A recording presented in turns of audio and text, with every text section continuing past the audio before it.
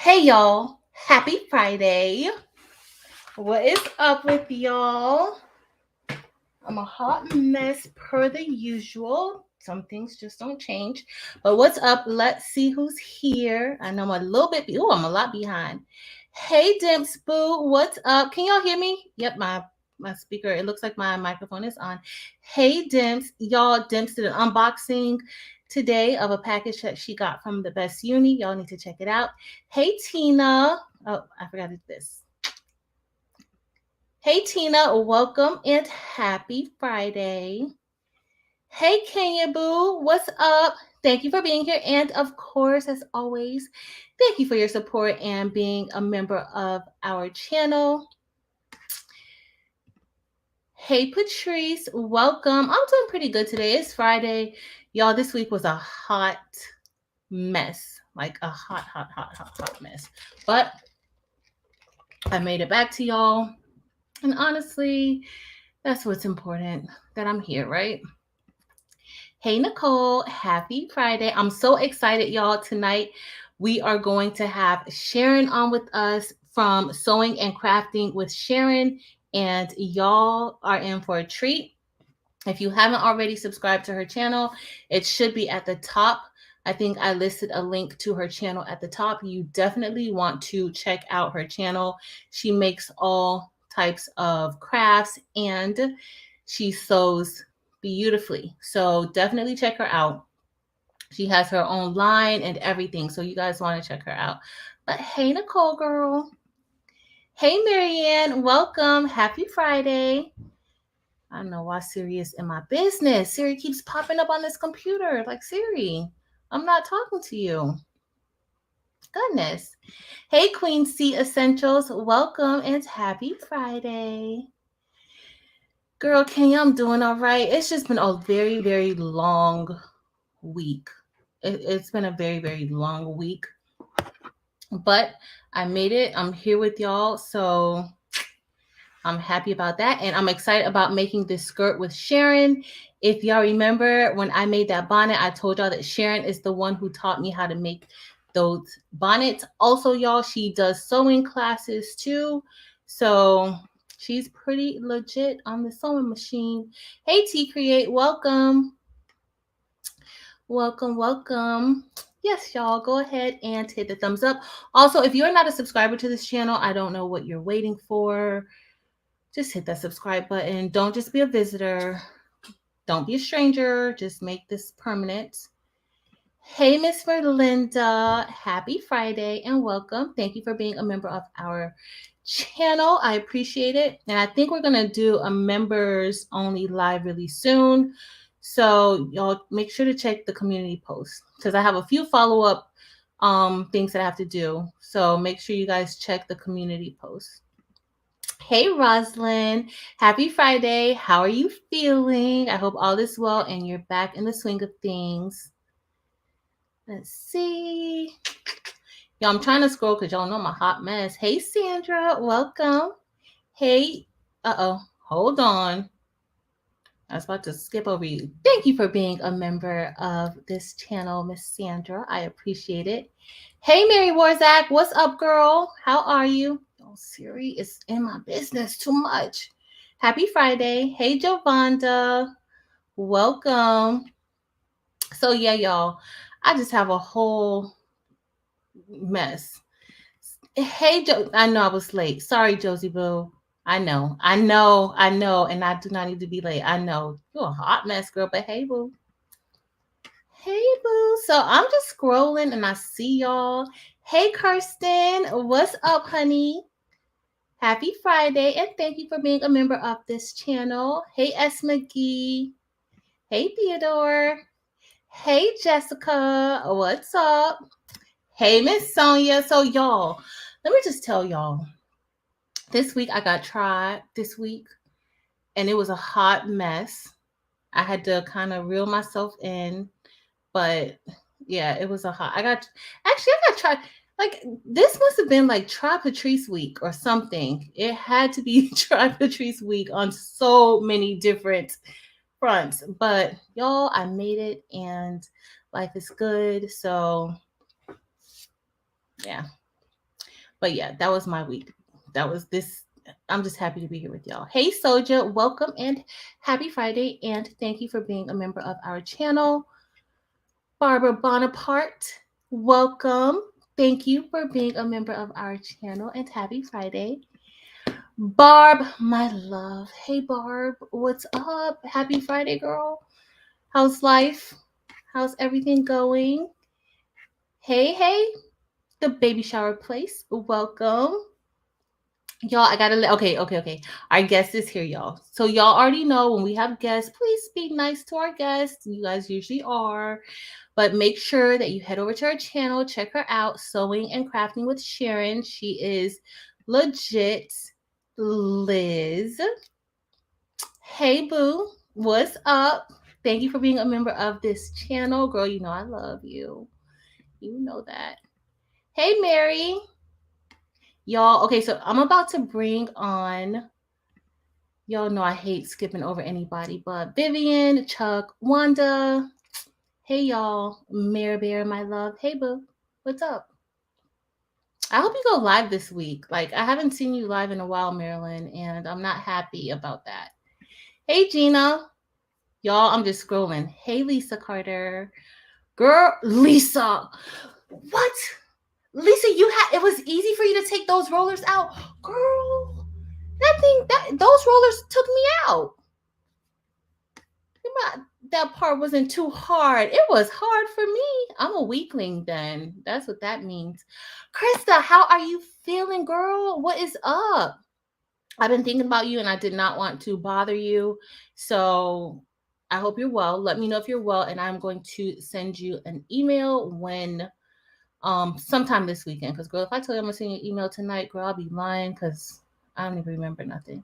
Hey, Natasha, and thanks all of the members for being here. I'm about to bring on Miss Sharon because y'all know I could keep talking and talking and talking. Aloha, Miss Patricia. Miss Sharon, because y'all know I could keep talking and talking and talking. Aloha, Miss Patricia. You got to turn off one of the. I think you got to turn off. You might have on YouTube. Hi. Hi, Sharon. Uh-oh. You probably got to turn it down, all the way down. Okay, can you hear me? Yep. Okay, but I can't hear you. So let me turn my phone down. Or YouTube. Do you have YouTube on in the background? And then turn this one up. Can you hear me? Okay, I can hear you. Can you hear me? Okay, but I can't hear you. So let me turn my phone down. You might have YouTube on. Do you have YouTube on in the background? Yes. You got to turn it off. Okay, I can hear you. Can you hear me? Okay, but I can't hear you. So you can only keep StreamYard on. Okay. Can you hear me? Can you hear me? Yes. Can you hear me? But I can't hear you. Turn your phone up. I can't hear you. Okay, turn the phone up. Yeah, I don't know. Let me see. Mic is on. The mic is on. Oh shoot. And your volume? Don't worry. Relax. Yeah, I can't hear you.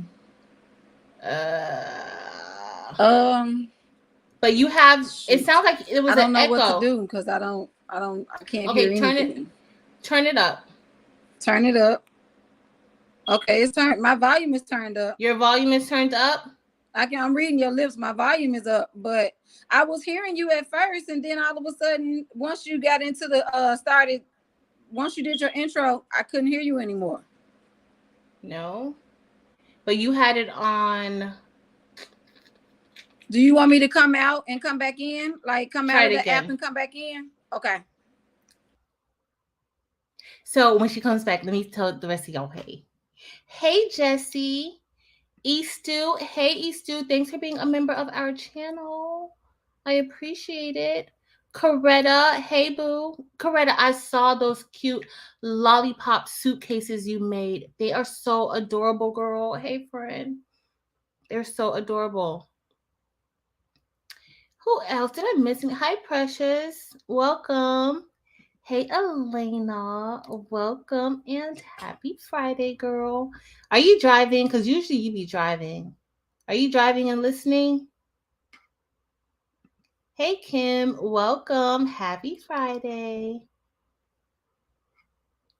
Oh, Mary's is tired of Mary. Oh my goodness, y'all. I didn't do much work this week either. Like I probably did like what I had to do, but as far as like just crafting, they wore me out this week. We watched a movie today called A Life in a Year with Jaden Smith in it, me and the kids, because every Friday for Black History, we usually, like, the school puts on this whole movie theater type of situation. Well, we watched a different movie. Oh, she's back. We watched a different movie. That movie had me in tears. It's on Amazon Prime. I don't know if you guys saw it. If y'all saw it, let me know. But it had me in tears, y'all.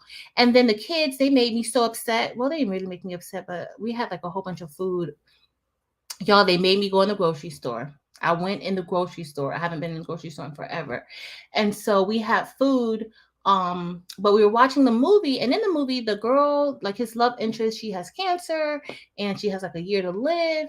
And so one part, because I guess she was hiding that part, and then something happened, whatever, she rips off her wig. And these kids, like, they like, I know it's just a movie, but I'm like, y'all, it's okay, it's funny, but it's not really funny. It's not like it's a serious situation. Oh, they stressed me out today, but we all had an understanding. I had to show them my bald head, which I rarely share that picture, and I had to show them my bald head, and I was like, listen, this is real. Like, things like this does happen, and people, like, who are going through situations have feelings. Like, I know it's just a movie, but maybe I was taking it too personal. But y'all, they got their little lives together real quick. Can you hear me now? Yes, I can hear you. Yeah. I had to put some lotion on these hands, honey. Oh, girl, let me look at mine. Make sure Yeah. make sure I'm too ashy. I know, right? Okay. I was just like, Jesus, because the internet could be treacherous.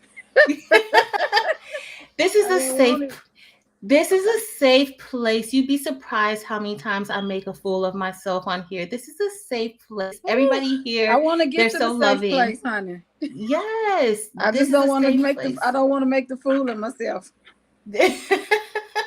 They're very forgiving and very understanding. Don't worry. That's wonderful to know. So everybody, this is Sharon of Sewing and Crafting with Sharon. And hi, Sharon, everyone. I can't see if anybody is saying anything. Do you see? Okay, so on the side it says like comments, and if you click on comments, it should say. Do you see something that says private chat? No, I just see Mike, Cam, Mike, chat, and leave. Also, probably on chat. Once you click chat, it'll pull up their comments. And I'm behind as usual. So do I do private chat or just comments? Look at comments. Okay. Comments. All right. So tell everybody about yourself. Lisa, I'm gonna do something for Cat Link. I'm gonna do something. How can you see myself? Because all I see is do you minimize it or something? What, for the chat? I can't see. I just see the chat. I don't see myself or you anymore. Oh no, then you gotta close out the chat. Okay. You gotta close because I couldn't see it. On the computer it's different. On the phone, it means so much. You can't see it. Women supporting women. On the phone, you won't be able to see it. Yeah, I can. I mean, can you hear me without an echo? Mm-hmm. Okay. I hear you good. Girl, you sound real good. I have it on my tablet. So I'm watching it. I'm watching the comments from my tablet. So if somebody asks, I want to be able to see what they say and answer it while we are in the discussion versus having to answer all those questions. Even though when people ask for during the replay, I still answer it, but to answer the ones as we're doing them now. Hey guys. Perfect. Introduce yourself, girl. Hi. They need to know everything about you. Huh? They need to know everything about you. Facebook, where to find you, everything. Okay, I am sewing and crafting with Sharon. I just recently started a YouTube. This is kind of out of my comfort zone doing lives, but you got to sometimes step out of it to do what you want. But I have a sewing group, Sewing and Crafting with Sharon as well. My main Facebook page is Sharon D. Lipford, which is my name, and my brand is True Couture. So I have Instagram as True Couture, and I have a TikTok that's True Couture, and that's Couture with a K. So those are my social media handles. I've been sewing close to 6 years now. Somebody gave me a sewing machine. Hold on, y'all, because my dog ain't gonna let me be great. Come on, Red. Anyway, I'm sorry, y'all. I started sewing. Like I literally taught myself to sew. Like she gave me this sewing machine, and I was so eager to learn. I just sat there until I figured it out. I mean, some things you made boo boos of, but you figure it out. And I stopped working for corporate America, and this is what I do. And now she's here with us on YouTube, and she has a YouTube channel. Make sure y'all go and subscribe. The link is at the top. So Thank make sure you, because I don't know to how to add no subscribe. links or none of this. So thank y'all. Yes. And so tonight, y'all, we're gonna jump in. I'm gonna try not to keep y'all here too long because y'all, I told y'all already, like I was a little hot mess type of person today. We are going to make pencil skirts, and I already have my fabric. And again, she's the one who taught me how to make that bonnet. So yes, I did show Josie, the best uni, how to make it, but I learned from Sharon. Like she taught me one night over the phone. I wasn't even doing it. Like she literally set up her stuff, and it had to be what about like 2 o'clock in the morning, Sharon. Yeah, And she yeah. actually like I walked was me just through like, the wait a minute, I'm gonna steps. show you.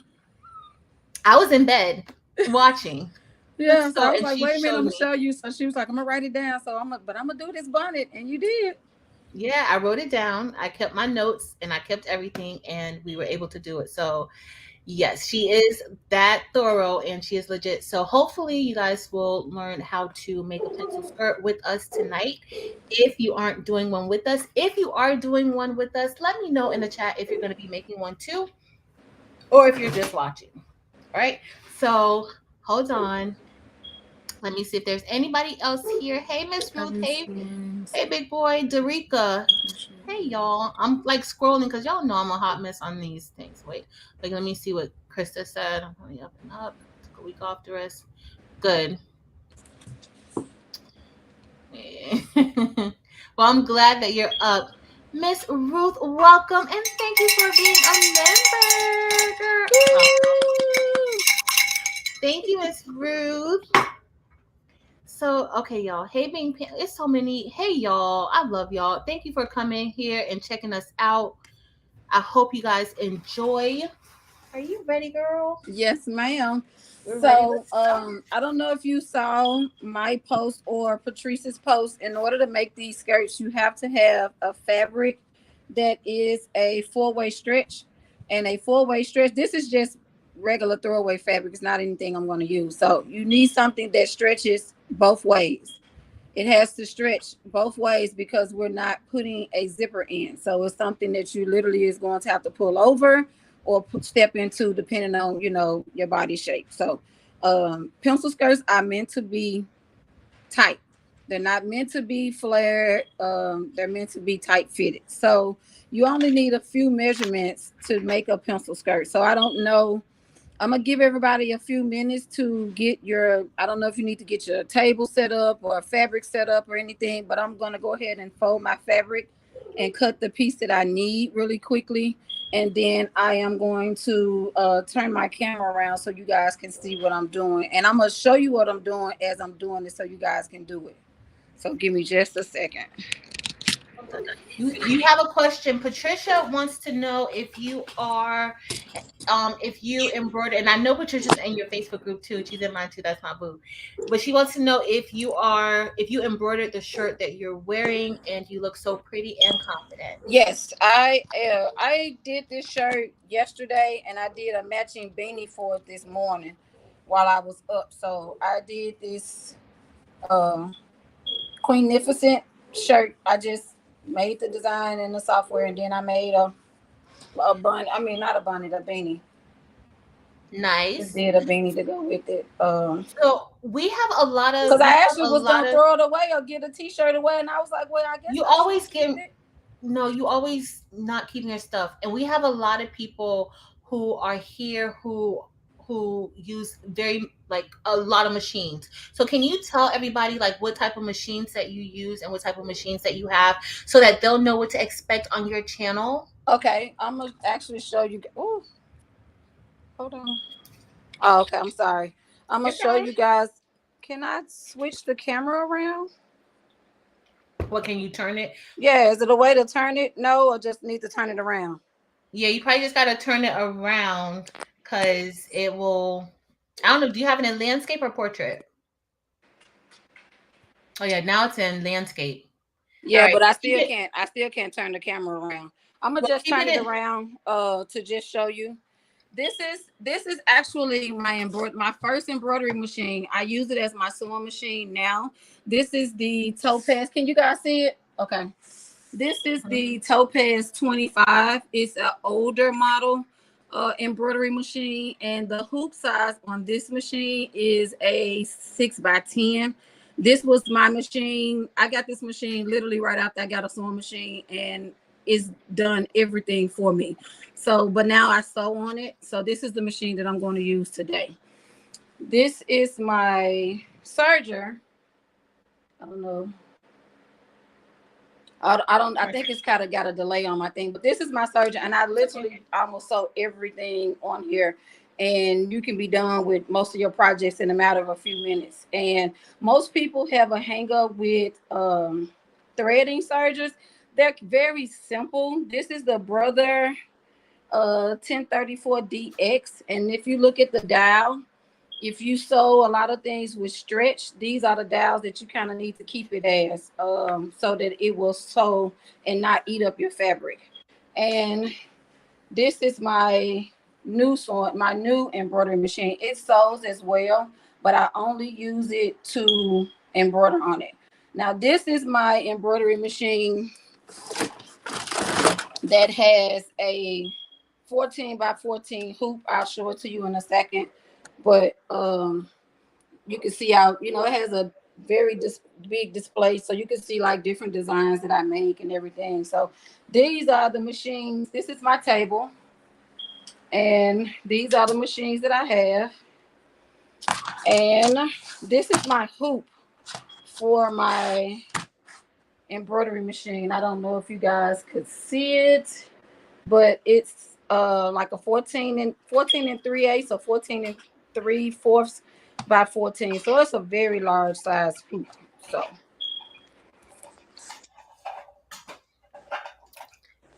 Thank you for sharing. you're so Sharon, welcome. do you want to turn your phone into like the landscape? Because that way we'll be able to kind of see the table. Yeah, we'll see it better, especially because I'm gonna go do smaller when you start giving us instruction Okay. so that we can kind of see it better. Okay. Okay. So tell me when you're ready. I'm gonna switch to my table too. Oh shoot. I don't know what I did. Oh, You turned off the camera? There you go. Yeah, I'm trying to put it on here, and I think I turned it off. So hold No on, let me worries. put it in here real quick. And you're doing great. Thank Okay, you, because I'd be terrified, honey. so you have a few comments. Okay. Barb is excited because she says a Viking user. And then Marianne says, love your craft room. She has a Bernina 880, Melco XTS, and a Genome Serger. Oh, yeah, and a backup machine, ever so. Yeah, I have 4 sewing machines in my garage. So, yeah, I don't know. I am a hoarder. If you seen my room with all the fabric in it, you'd be like, child, you need to go to Fabric Anonymous. But it's very bad. It's okay. I mean, it's what you love to do. Huh? It's what you love to do. Yes. And Barb says, Sharon, I have the Viking Ruby Designer, 20 years old, and still embroiders like new. And she has the Viking Sapphire for garment sewing. And the thing is, a lot of people think that with getting embroidery machines, it has to be a new one. That's not the case, because a lot of embroidery machines, as long as you keep them, like I take my machines and take them to get service. I always take my services during like an off-peak season, when it's not something like Valentine's Day, because a lot of people do robes and stuff like that. So I always take mine during an off season. But anybody that does embroider and they have single needles, because I can't speak on multi needles, please keep the service up to date. Like some people go every 2 years, but because I use mine, like soon as I come into the space, I turn my machines on. So I be using one and using the other at the same time. So I go and do mine every year. And it's kind of pricey, but it keeps you going. Like both of these machines are used. I bought both of them used. They wasn't new. They were new to me, but they wasn't new, and they worked like a charm. So sounds good, y'all. Sharon does shows. She does a lot of different things. Oh, I don't want to be big. okay, so Right. what we're going to do first, guys, we're going to get our fabric. And if you've never sewn before, I'm going to give you a little back, I guess, a little school on it. This is your salvages. Anything that's the raw edges or edges, most knit fabrics roll up on the end. So these are your salvages. And then you have the fold. And then you have it folded. This is considered hot dog style. So it looks more like a rectangle than a square. And this how your fabric needs to be folded, because we're going to fold it one time and then we're going to fold it over again. Girl, let me see if I fold this right. We're in a lesson unfolding, y'all, because yeah, so because the thing is, with fabric, if you do not fold it the way that the grain line is, and that's the direction of the fabric, you can completely have, like, you can put the right measurements in there, but it could completely mess up everything. Like, it could not be fitted correctly, and you may have to start over. So it's always very important to make sure you know where your grain line is. And with directional fabrics, you need to follow the direction of the fabric, because you can't sew a skirt if you got the fabric, like if it's hearts and the hearts is turned upside down. So you always have to watch the directions of your fabric. All right, so let me see if this is how I got it from the store. So they should have folded in the right. Yes, they normally do. They normally fold it hot dog style. Hamburger style is more wider. But if it's hot dog style, it looks like once you fold it together, it's going to look like a rectangle. You're going to have a piece that goes from side to side, and you'll have a longer piece down, if that makes sense. Yeah, so I think I'm good. Okay. So I don't know if how you guys have your fabric. If it's one, like this is 4 yards, so I'm going to take mine. I'm going to position my camera on my table so you guys can see how I am doing this. Give me just a second. Hey, Sin. Hey, Devonda.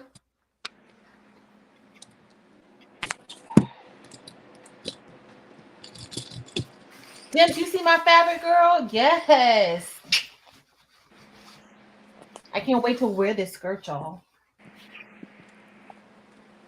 It's like move something material. Probably just gonna wear it in the house, but I'm gonna wear it. You better wear that fabric somewhere. Wear that skirt somewhere. I'm gonna have to make me a matching top. All right, I think I got it the right way. I'm gonna have to fold it one more time, but Okay, so I don't know. Okay. Can you guys see this? Yep. Okay.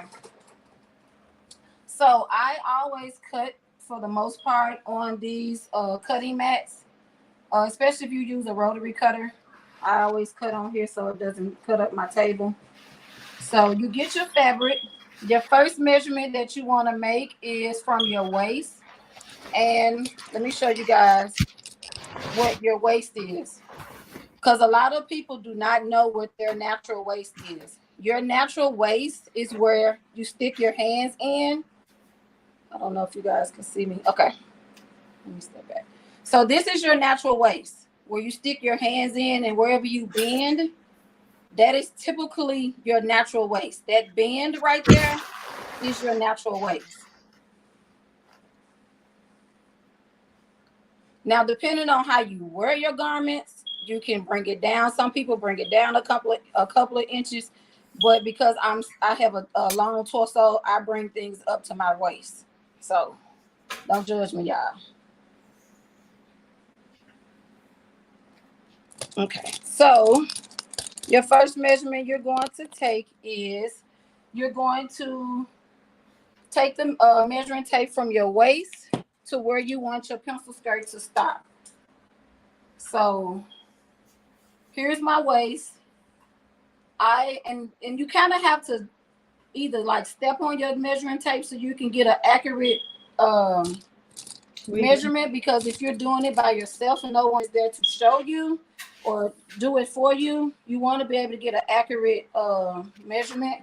So you bring it to your waist and to where you want it to stop. Most people to the knee is anywhere between 22 and 25 inches, depending on how tall you are. If you want it to come under the knee, I would say 23, 24 inches. And I guess mid knee is 24, and then under the knee is like 24, 25, depending on how tall you are. So you want to go ahead and cut your fabric. Am I short? You said 25?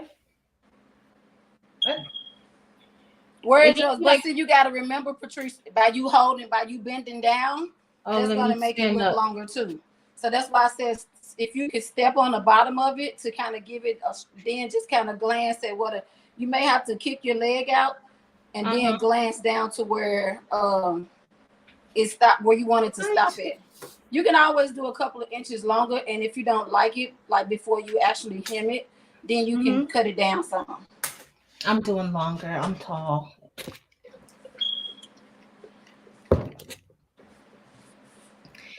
All right. Let me get my. So I am going to cut mine at 25 inches, and I have this ruler. It's a Fisker ruler. It's very, very good for cutting in straight lines. So I don't know if you guys could see that, but it's a Fisker ruler that I got from Joann's. And it comes in handy when you want to cut something in a straight line. So I just line it up on my mat.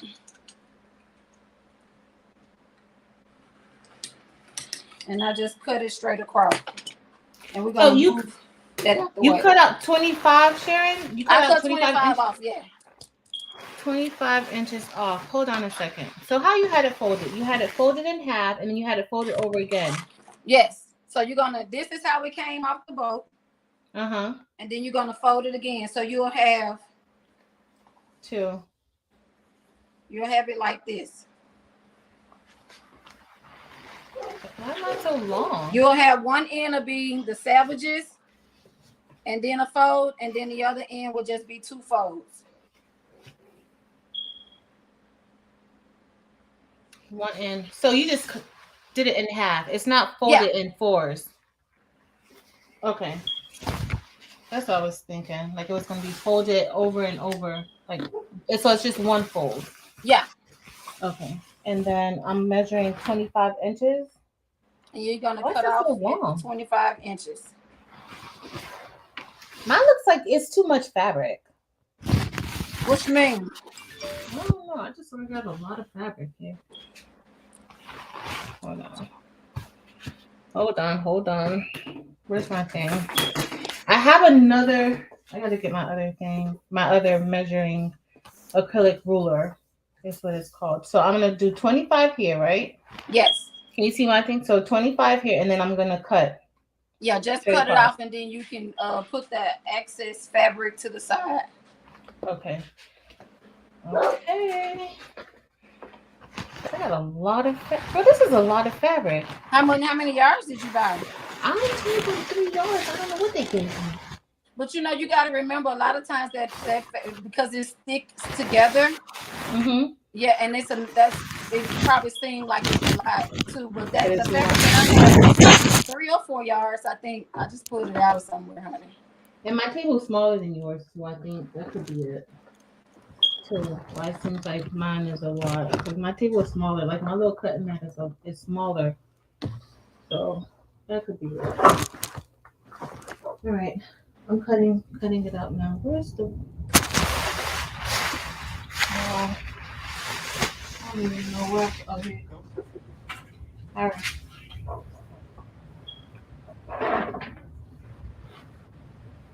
All right, so we're gonna cut right here.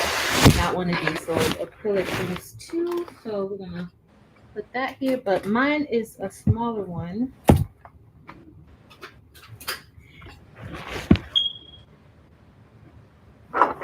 Yo, I need an actual sewing table now. Goodness. I mean, I have an actual sewing table. I built this table that I'm actually using. It's long as forever, but I have so much stuff on it.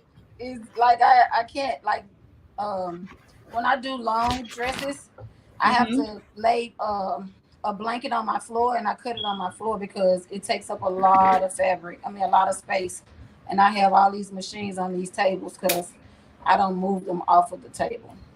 Yeah, I'm gonna have to get a longer one at least. Because this is not, it's not long enough. Yep, and I'm not cutting this in good enough either. All right, and then I just need to go all the way up, right? See, I can't even. And yeah, it should look like this. It should look. It's considered hot dog style, so it will look like a rectangle. Once you fold it and fold it over again, it'll look like a rectangle. Oh, it's already folded. Okay, so you already cut it? Girl, this thing is already folded. Okay. Hold on, let me see. Hold on. No, I can't hardly see. You can't it, see, so that's huh? why I'm saying I don't know where you were with it. Yeah, it was already folded, but yeah, they have it folded because it comes folded on the boat. So all you had to do is just kind of even it out and fold it over again. All right, let's see if I did this right. If not, I didn't do it right. If I didn't do it right, somebody. So you're cutting. Oh, you're cutting it now. I can see it. Yeah, if I didn't do it right, somebody is probably in the chat already telling me, like, Patrice, what you doing? And be careful with this rotary blade. Hopefully, I'm cutting it straight. But we're gonna see. See, it should. You didn't even. I think I cut it on the wrong way. Maybe you didn't fold it. I folded mine and folded it over again, so it wouldn't be a long cut. So maybe that's what I did. I didn't do it that way. You probably just have it on the one cut, and then you just one fold, and then you cutting it all the way over from that. Yeah, that's what it is. It's so once you actually get it all the way cut over, then you're gonna fold it again. Oh, jeez. Okay, so hold on, I'm gonna make me big so you can tell me if I'm doing it wrong. Okay, forward. So this is one, right? And I'm folding it. It's already folded, and so now I gotta fold it again. And then you're gonna fold it again. Okay, so those are salvages to salvages. So now you're gonna open it up and like make sure, because that type of fabric, you want to make sure you're getting a good cut. So once you get the other side, like you know how you kind of pressing it out? Yes. That's good? Yeah. Okay, I'm putting you back on the big screen. Okay. So now that you have your piece cut, you're going to take two measurements. You got to take your waist measurement and you're going to take your hip measurement. Okay.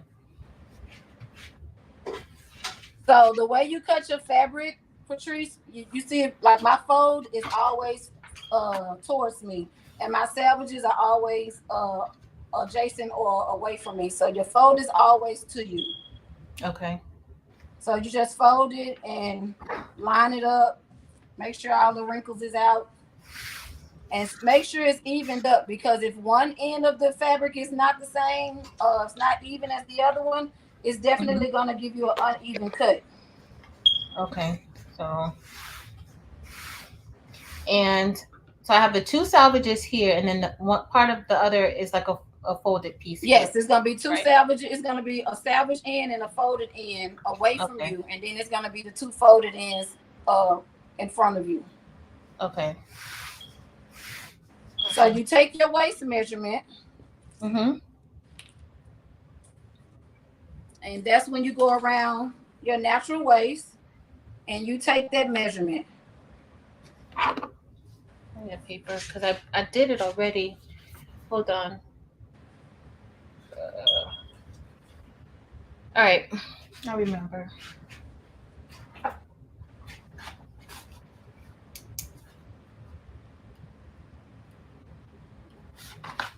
Okay. And then my hips. And then you're going to take it around the fullest part of your hips. That's all of your butt. Like you have to get it around. I might need another measuring tape. You have to take it around the fullest part of your butt. And excuse me, y'all, honey. I didn't mean to be trying to turn around in front of nobody, but I may need another. No, it'll barely. Okay. So now you're going to get your pens, marking tools that you may have. These are water soluble, so you can just damp it. If you ever use these, you can just damp it. Patrice, do you have like marking chalk? Because with you having that leather, you don't really want to pierce it. I have this. I have a sewing. And then this is like marking chalk. I have this kind of. Okay, chalk? Yeah, a roller. Yeah, that's fine. I don't even know how to use it, but we're gonna use it. You should just take it off, but you may have to press down in order. Maybe press down a little bit on it to get it started if you've never used it. Okay. Okay, it's going. Because I've never bought those. I always just buy this because I have so many of them. It's going. All right. So can I use clips instead of the pens, or I need to use the pens? Can you use what, baby? The clips, like these. You can use Wonder clips. Okay. Those are better, but Wonder clips, when you're getting ready to cut it, Wonder clips, you can't clip it, in the fabric. You can clip it on the end to make it stay together. Okay, but I need to use the pens. Yeah, you have to use that. You have to use your marking, your fabric marking tool to make the measurements on the fabric, because we're not making a pattern. This is the pattern. We're making the pattern on the actual fabric. Okay. So you're going to take the top of your fabric and make sure it's even. And you're going to go from the folded end. You're going to take your waist measurement. From the folded whatever your waist measurement is. Some people take it in 2 inches, but that's if you want it super tight. I just make mine my waist measurement. So you just take it and then you fold it, and then you fold it again. Because you have your fabric folded, you're going to fold it twice. All right, wait 1 minute. So you said the folded piece, so the folded side, that's by me, right? Yes. That's where you start your measurements from the folded end. That's why it's always towards you. Okay. Anytime you take a measurement, your measurements and the end of your measuring tape always is this way. Folds to the folds. And if you look at it, okay. So this is a prime example of how your fabric should look. This can be the 2 salvage ends. And then this is the folded end. This is the end that'll be away from you. And then if you look at this end is the 2 folded ends. That's the end that's going to be towards you. That's a good way to be able to remember it. The 2 folds is towards you with your fabric, with your tape measure, and the fold and the salvages is away from you. Okay. So once you get to where your waist measurement is, you're going to fold it, and then you're going to fold it again. Okay, so I'm going to fold it here. So we're folding it halfway, and then we're going to fold it another time, 2 times. Yes. Right? Okay.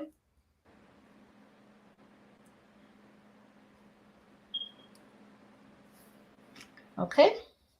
So you're going to take the 2 folded ends, and it's going to be towards the folded end of your fabric. And that's when you'll use your marking tool and make that mark. Okay, so we're going to take the 2 folded ends, put it towards the fabric in that corner. Let me see yours, Patrice. So it's right here. I can't really see it. Hold on, let me make it bigger. Okay. All right, so it should look like this. Yes. So you got 2 folded ends. It's like a loop. Okay, and that's that's on your folded end. Yeah. Okay, and then you take it, and then you use your marking tool to where the measurement is. This is where I'm going to mark right here, right? Yes, you're gonna make the mark right there. Okay. Where did I put this thing? I'll just fold it right here. Okay, I got my mark. Okay, and down from that marking, you're gonna come down 9 inches. That's the base rule of thumb where your measurement for your hip will be. So I'm gonna just stick a pin here. Hold on, But let if me make you you can't, bigger because I can't see. Hold yeah, on. you can't. Let me see. So you bring it from the top where your waist measurement is, and you come down 9 inches. Wait. You just stick something, or either put a little piece of you use your marking roller and just put a dot there, because that's not where your measurement is actually may be, but you want to put it there because that's where you know to measure where your hip is. Your hip Okay, is wait a minute. always 9 inches down from your waist, from your natural waist. Okay, so let me just so from what I did first, I put the mark in the You corner put your right mark in here where your waist is. where the waist is, right? And then you're gonna after, use that. You're gonna put your tape measure where the measurement is, and come down 9 inches. so then I'm gonna go this way, right? Yeah. And then like this, 9 inches. And it's gonna come down 9 inches And then I'm gonna put a from mark the top. It's 9 inches from the top, right? Oh, from here. The top where your this is the top of your fabric where you marked your waist at. Turn your phone in landscape. Let me see. You can't do it. Because it won't get on my table, so hold on. Oh, okay. If you can't, I could probably follow. I'm gonna see if I can turn my Eve, look at me, girl. Look, Eve, I got a chalk marker. Yes, I'm that's official good too. now. Huh? I'm official.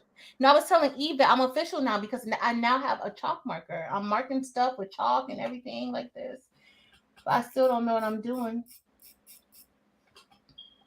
Don't have no clue. None.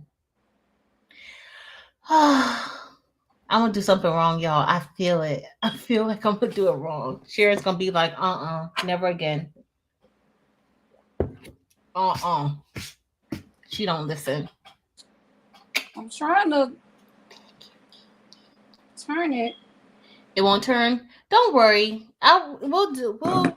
get I'm it gonna together. just take my I'm gonna take my phone off of this thing and just turn it that way so you can see it.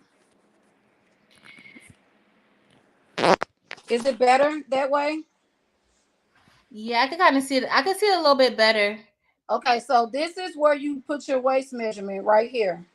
And this is where your first pin will go. Okay, so. And then you're going to do. Okay, so this is where I put my first measure right here, right? You see right here. That's where we did the first one, right? Okay, let me look. Let me see it again, Patrice. Hold on. And then, because I think that's where I'm getting a little bit confused with the 9-inch mark. So this is the waist. The fold is in front of you, correct? This is the fold. Okay. Now that's that first marking where that's your waist. Okay, take your tape measure and put it where your finger is. Put the number 1 where your finger is. There you go. Hold it and come down 9 inches. Okay, here. And then put a little mark right there. You just putting the mark right there so you'll know where to mark for measure for your waist. I mean your hips. Okay, so right here. All right. So take your measurement tape. Whatever your hip measurement was, do the same thing that you did for the top for your waist. Do that same thing again for your hip. Okay. So take your measuring tape at 1 and put 1 to where your hip wasn't that big, girl. My hip is that big. I have a lot of hips. Look. I ain't gonna do mine on this camera because I'm not finna be embarrassing myself. My hip take almost up my damn measuring tape. I have a lot of hips.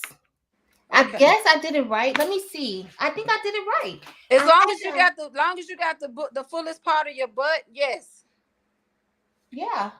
Okay, so take that measurement and then fold it, and then fold it again like you just did it for your waist.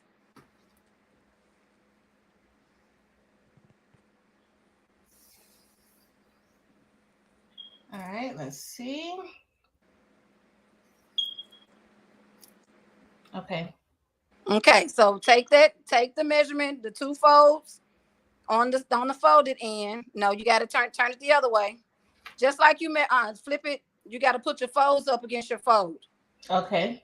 So take that finger. Is that because I can't see which end is which? Yeah. Is the two folded ends up against the two folded ends? Yep. Okay. Now you're gonna make that mark right there. Put it up against there. Make it at the 9-inch mark. Okay. Oh, so I need to make it at the 9-inch mark. Yes. No. Put your measuring tape where the 9-inch mark is. Okay. But you make your mark right there where the 9-inch mark is, but not on the actual 9 inches if that's not your hip weight, if that's not your hip measurement. So it's gonna be marked right here, right? Yeah. Okay. Now for curvy women, I cannot express this enough.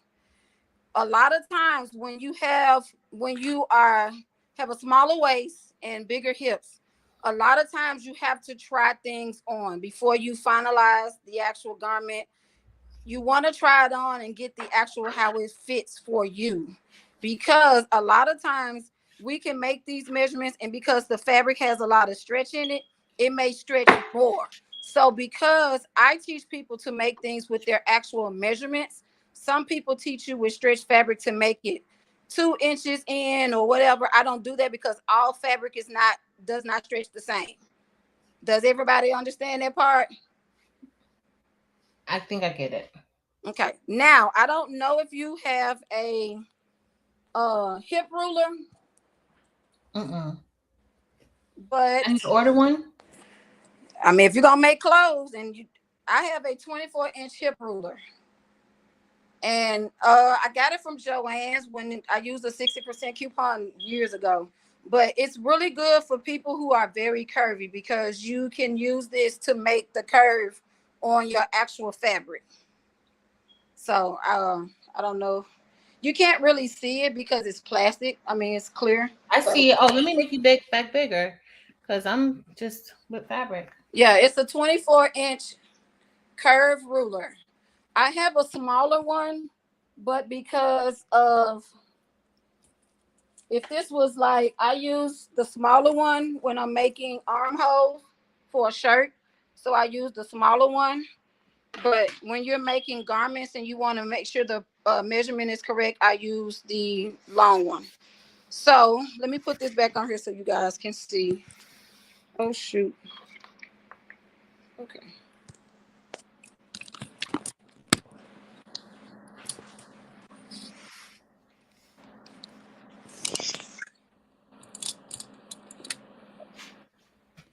Eve, look. I got one. I ordered it off of Amazon. Okay, so you're going to take your hip measurement. And then you're going to fold it. I'm just going to do mine real quick so I can so that I can cut. While you're doing your marking, I'm gonna share this in the group so that people could come and see. I always forget to share, but you always post in the group, so we know you. Craftable things.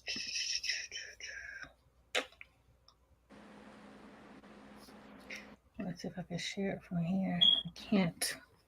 Hey guys. Nope, I can't.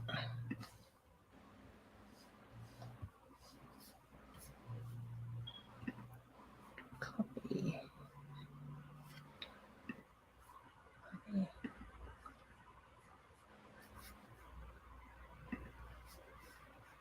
Oh. All right, I can hear you guys now. All right, y'all. I'm just sharing it in the group. Make sure y'all hit the thumbs up button for this video. I'm working hard over here.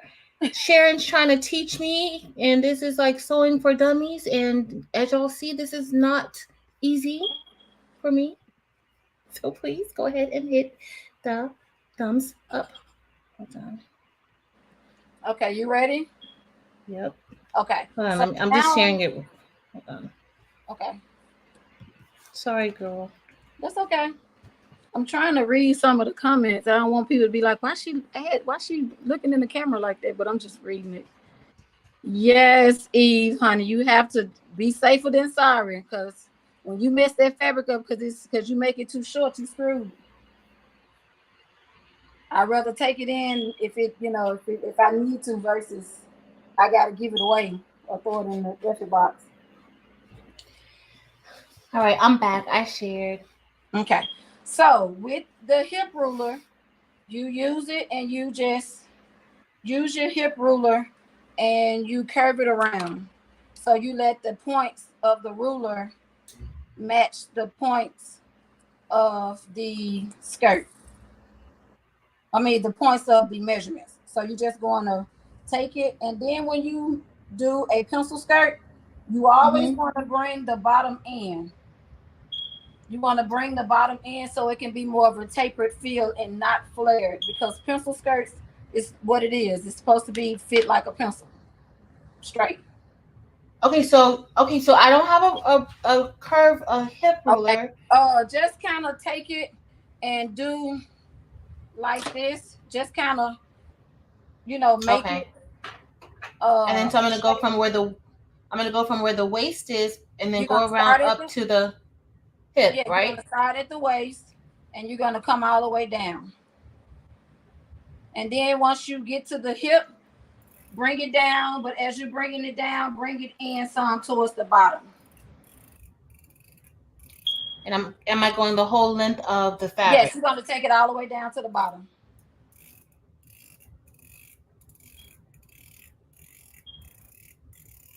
In that curve, in the corner, In what corner? Like like the corner.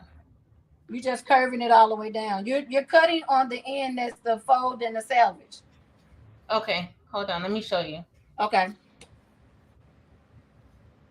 Okay, so I'm gonna cut right all the way Yeah, around. but did you bring it all the way down? Like look at how I'm doing it. So this is the top part, and you're gonna just make it shape it so that these 2 points fit. So you bring it around, and then once you're getting toward the bottom, you bring the bottom in. So you see how your hip is right here? Your bottom don't need to be that far out. Your bottom needs to be kind of the same where your hip measurement is. I mean, where your waist measurement is, because it's to fit. Gotcha. All right. I think I did it right. And then you just cut it out. Uh-oh. This is just what I do. I just, like, if this was me and wasn't nobody watching me, I would literally just make maybe those two measurements and cut.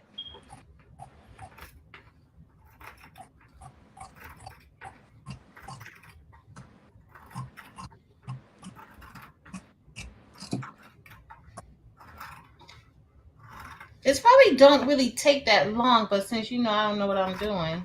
Yeah, but I was just, because a lot of people ask me like what patterns I use. I don't. I just kind of pull the fabric out and just start cutting. So when you get through, your piece will look like this. Okay.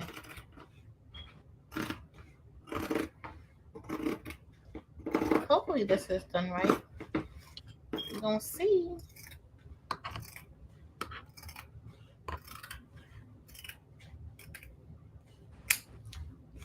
All right, y'all. The moment of truth. Here we go. All right, let me show you. Now, is the bottom part much closer in than the top? Let me see the bottom. This is the bottom. Oh. It's gonna be tight on my legs. Yeah, it may be kind of tight on your legs, because it kind of like, if you look at where your hip measurement is, like my hip is at 10, like 10-ish. My bottom part is like 10-ish to it. Cause like when you, even though you may not have a mat, but you kind of want to make it the same as here, because if you bring it in more, it's gonna look like this. It's gonna be like your leg, it's gonna be real tapered or tight at the leg. Oh, it's okay. It's for demonstrations, and then of course, we can do a Zoom, and I can, go over with you again anyway. Could get my life together. Yeah, it's okay. Now, another thing, if you are a beginner sewer, please, please, please, please get good scissors. I cannot stress it enough. Good scissors will give you a really good cut versus I'm not saying dollar store scissors are not good. I just don't use them. And then when you have scissors with like I think these are 8 inches or 10 inches.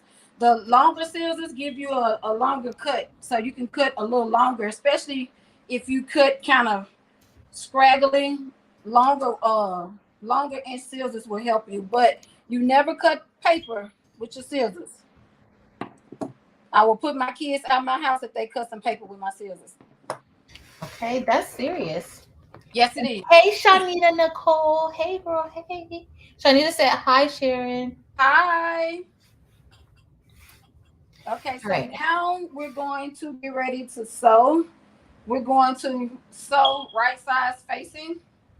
So you're going to lay your fabric, and then you're going to put the other right side on top of it.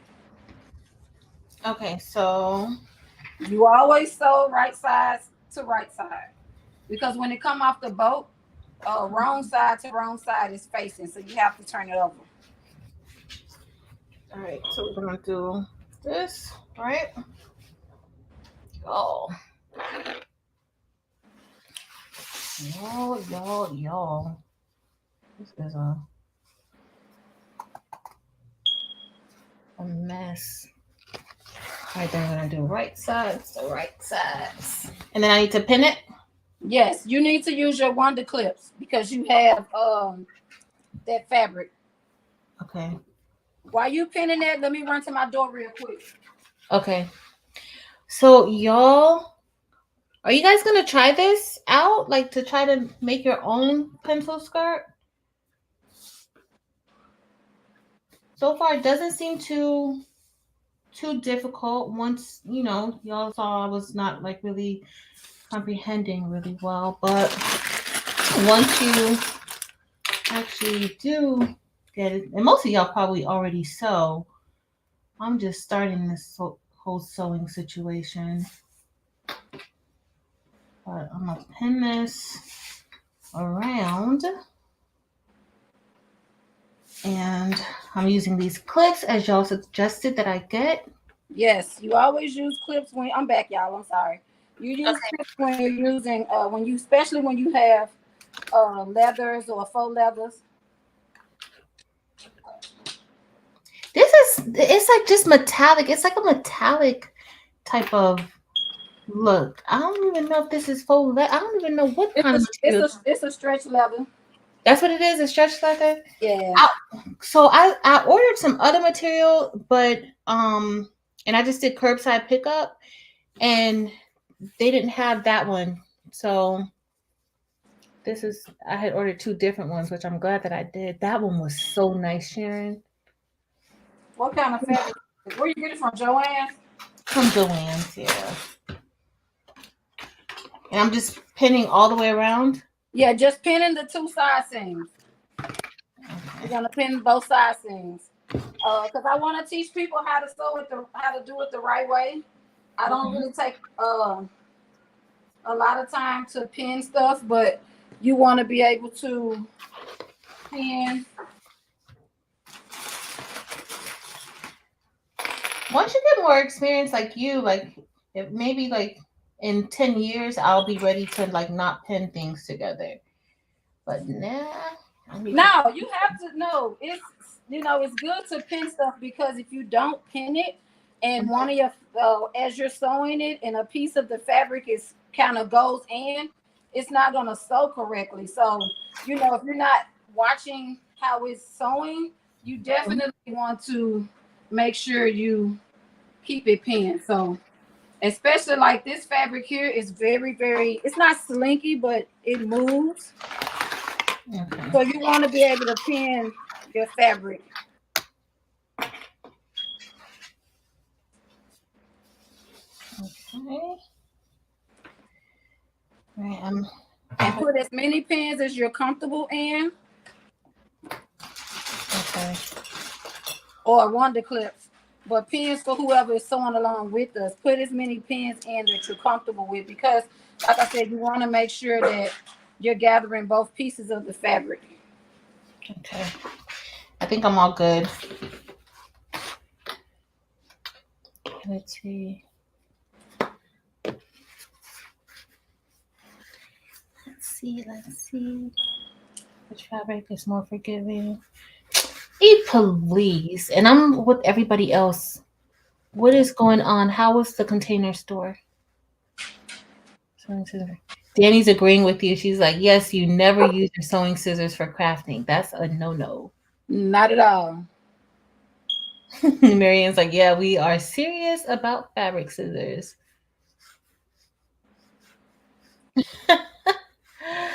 Elena,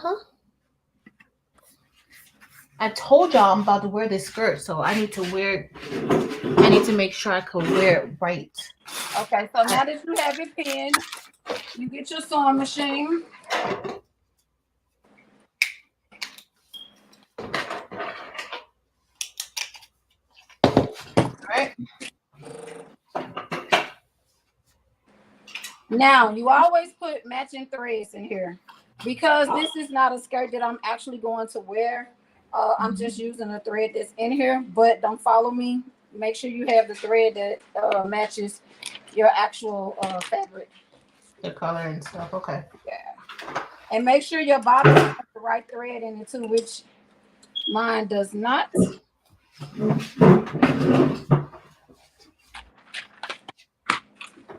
Let me just actually put some black in here, because I'm going to use it anyway. And when you are, when you cut your threads from your sewing machine, cut it from the spool and then pull it out from the needle, because it keeps it from, when you're actually bringing it through your threading, you don't want to glunk up that part right there. So you always cut your thread from the spool and pull it out through the needle. Okay. So let me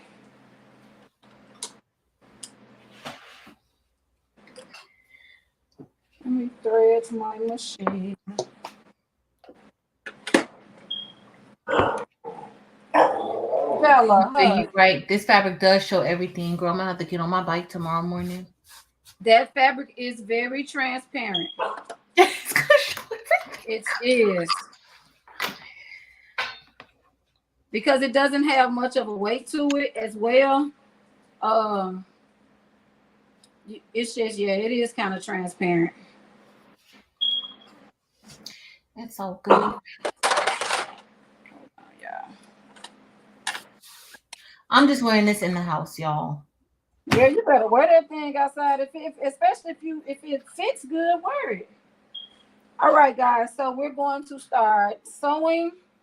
We're going to sew at a, if the fabric is super stretchy, I will sew at a 5/8. If it's not as stretchy, sew it at a 3/8. And your machine will show you on the actual template, the plate, the metal plate. It'll show you, it'll say, most of them will say like 3/8, 5/8, and 1 inch. Okay. So do 5/8. Yeah, you could do 5/8 because your fabric is real stretchy. Okay. So you line it up.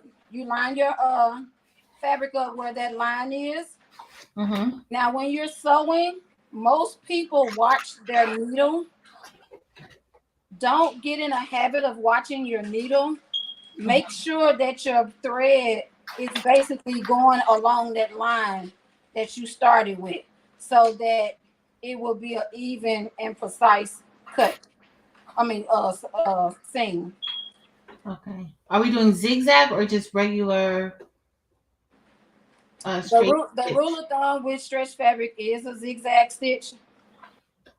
I don't particularly use it that often because I don't like how it looks on the end, but I mostly use my serger. So we could use a zigzag stitch and then you could do the other side with a regular stitch and then you can see.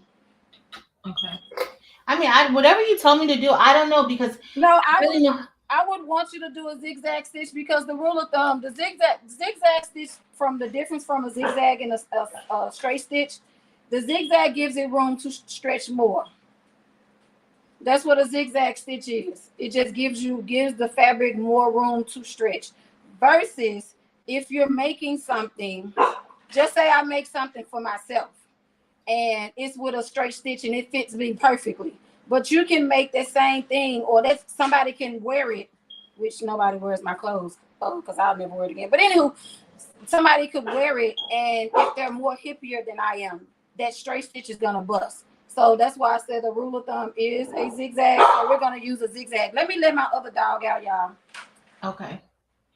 Y'all, who told me how to find this zigzag? Because y'all, now I know how to find zigzags and all types of things on this machine.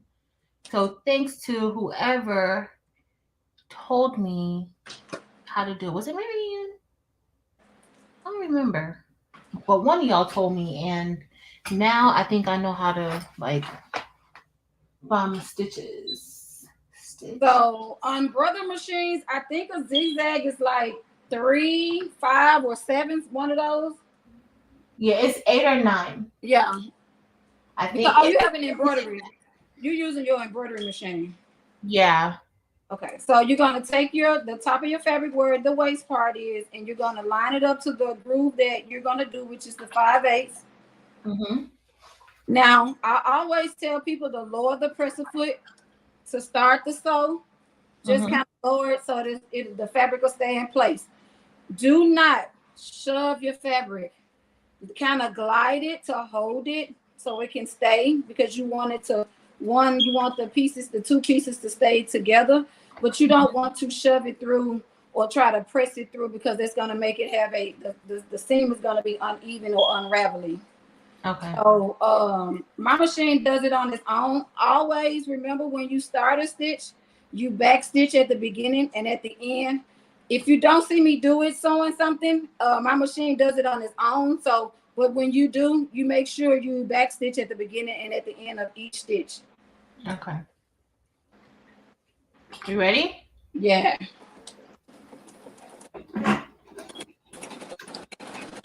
Oh, I didn't even press the right thing though. Huh? I thought I pressed the 8. It's okay. I'm gonna press it now. There you go.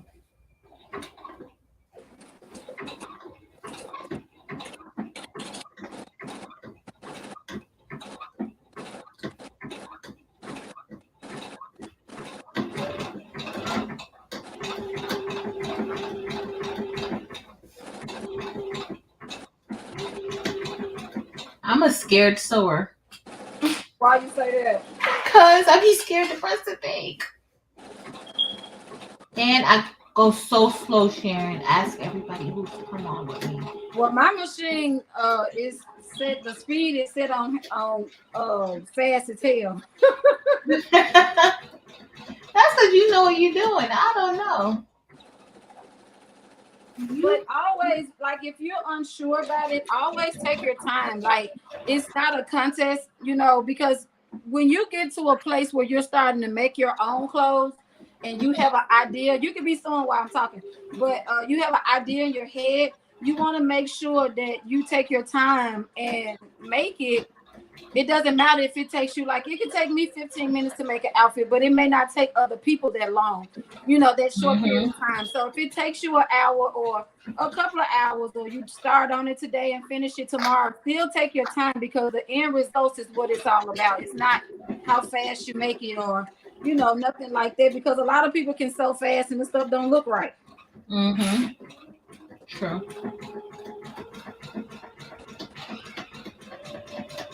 So true, girl. So true.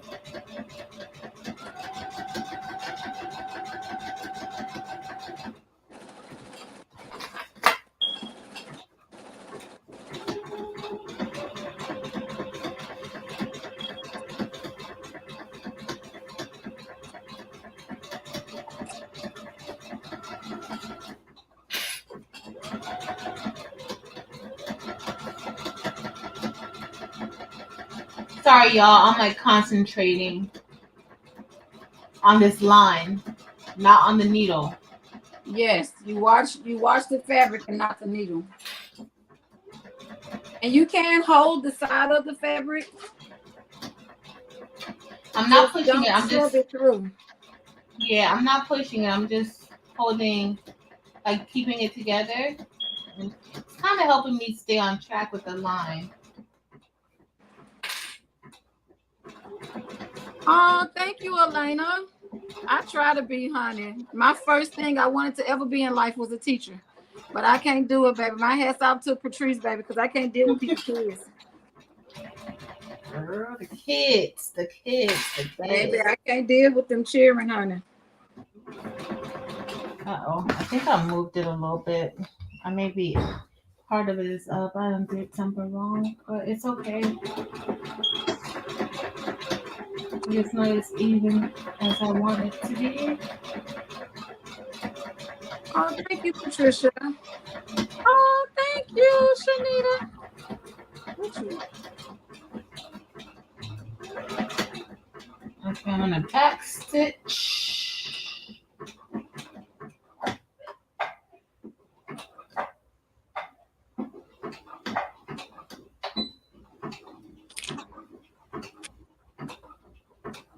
All right. All right, Sharon. So when you're done, the stitch will look like, I don't know if you guys could see that, but let me, okay. This is a zigzag stitch. I mean, it's like, can you see it? Yeah. Okay. So that's what your stitch should look like. My zigzag is too tight. You have to loosen your tension. Let me see it.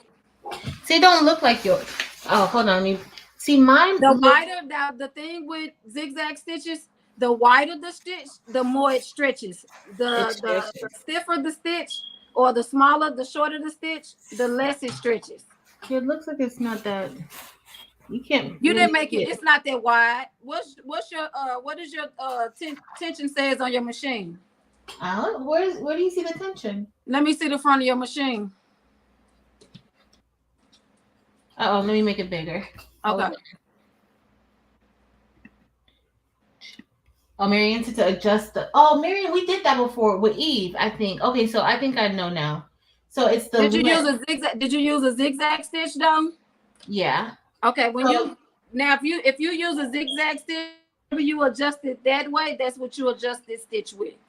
But you adjust it while you're in the actual stitch. So while you have your zigzag on, because mine does it automatically, but I still kind of put it to where I want it to be. So you put it where you want it to be. I can't really see that, but let me let this dog in, honey, because I don't know. No, I remember. Why they playing with me today? I remember. So what do I need to have the length as? One side will be fine, y'all. As long as one side can get, I could get these hips and this booty inside of this skirt. Now, each machine goes, like my machine has a high stitch, like the zigzag goes up to, I think, 9. So it depends on what your machine goes up to. Where is it at now? Does it show where it's at now? Okay, so the width is 3.5 and the length is 1.4. Okay, this only goes up to 5. Make the length a little bit longer, because my length is at 6 and my width is at 5. But it was originally at 9. Come on, Bella. Come on. So should I have the length at 5? Yes. And the width go up to. See, my width goes up to like a 7. So should the width be a 7? And no, you don't need it that wide. So like a 4? Yeah, a 4 is fine. Cordell. Ready. I'm ready. Okay, now you want to get ready to sew the other side. I swear these dogs they just playing with me today. I guess they think, okay, honey, we want to be in the video too. They say don't leave them out. Because she's never out her cage. Because I have a girl and a boy and 2 pit bulls, and I don't like them. They can't have no babies in this house because one of them gonna have to go. Okay. I told y'all, me and these children, you want to go outside? You're not going outside, Bella, because you just came in here. Go on. All right. So now you want to get ready to sew the other side. Now, before you do that, if you had a serger, this is the time where you will finish your seam. So I'm going to take it over to the serger so I can show you what it looks like. Let's see, because I have a serger. It's still in the box. Girl, you better go get that thing out the box because you would have been done in 10 minutes. Let me see. Let me see how it's gonna look. I have a serger. I saw Marianne. Until the serger cleans up the hem or the edge of the fabric.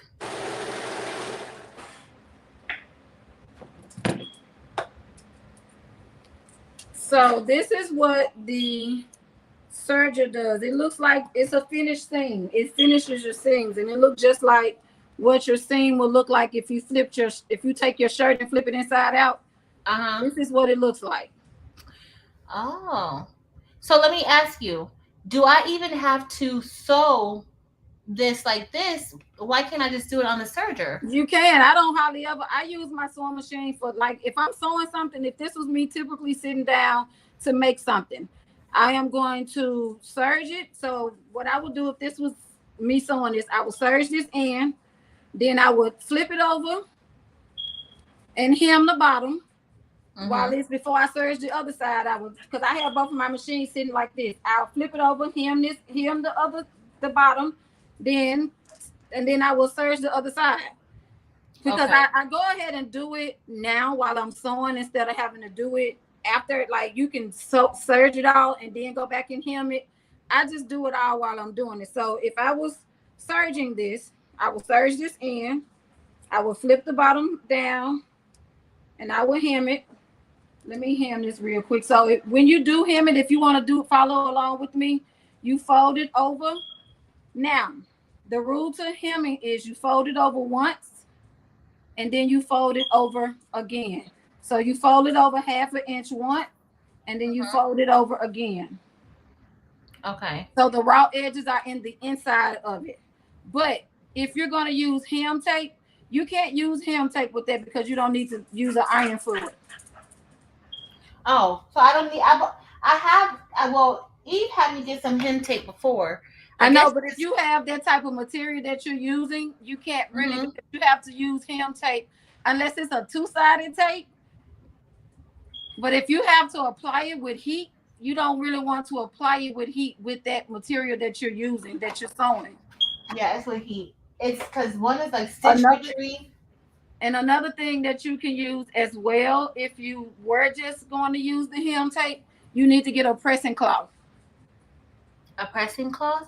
A pressing cloth. If you're going to use that fabric, put your iron on, because I keep my iron plugged up. It's when I come in here, I turn on my machines on, plug my iron on, because it automatically shuts off if I'm not using it. But ironing everything that you make is significant, because if you don't iron it as you're going, you may get puckers, stuff may flip away. It just makes it look nice and neat as you're ironing as you go. But because of that fabric you have, if you had a pressing cloth, you put your iron on a low setting, not cotton and linen, because cotton and linen is normally the highest setting and no steam. Put it on a low setting and use your pressing cloth. And then just if you were using the pressing cloth, you will put the hem tape down, fold it over, and use your pressing cloth and adhere it that way, because you never want to let direct heat get to that type of fabric because it will literally burn. Okay.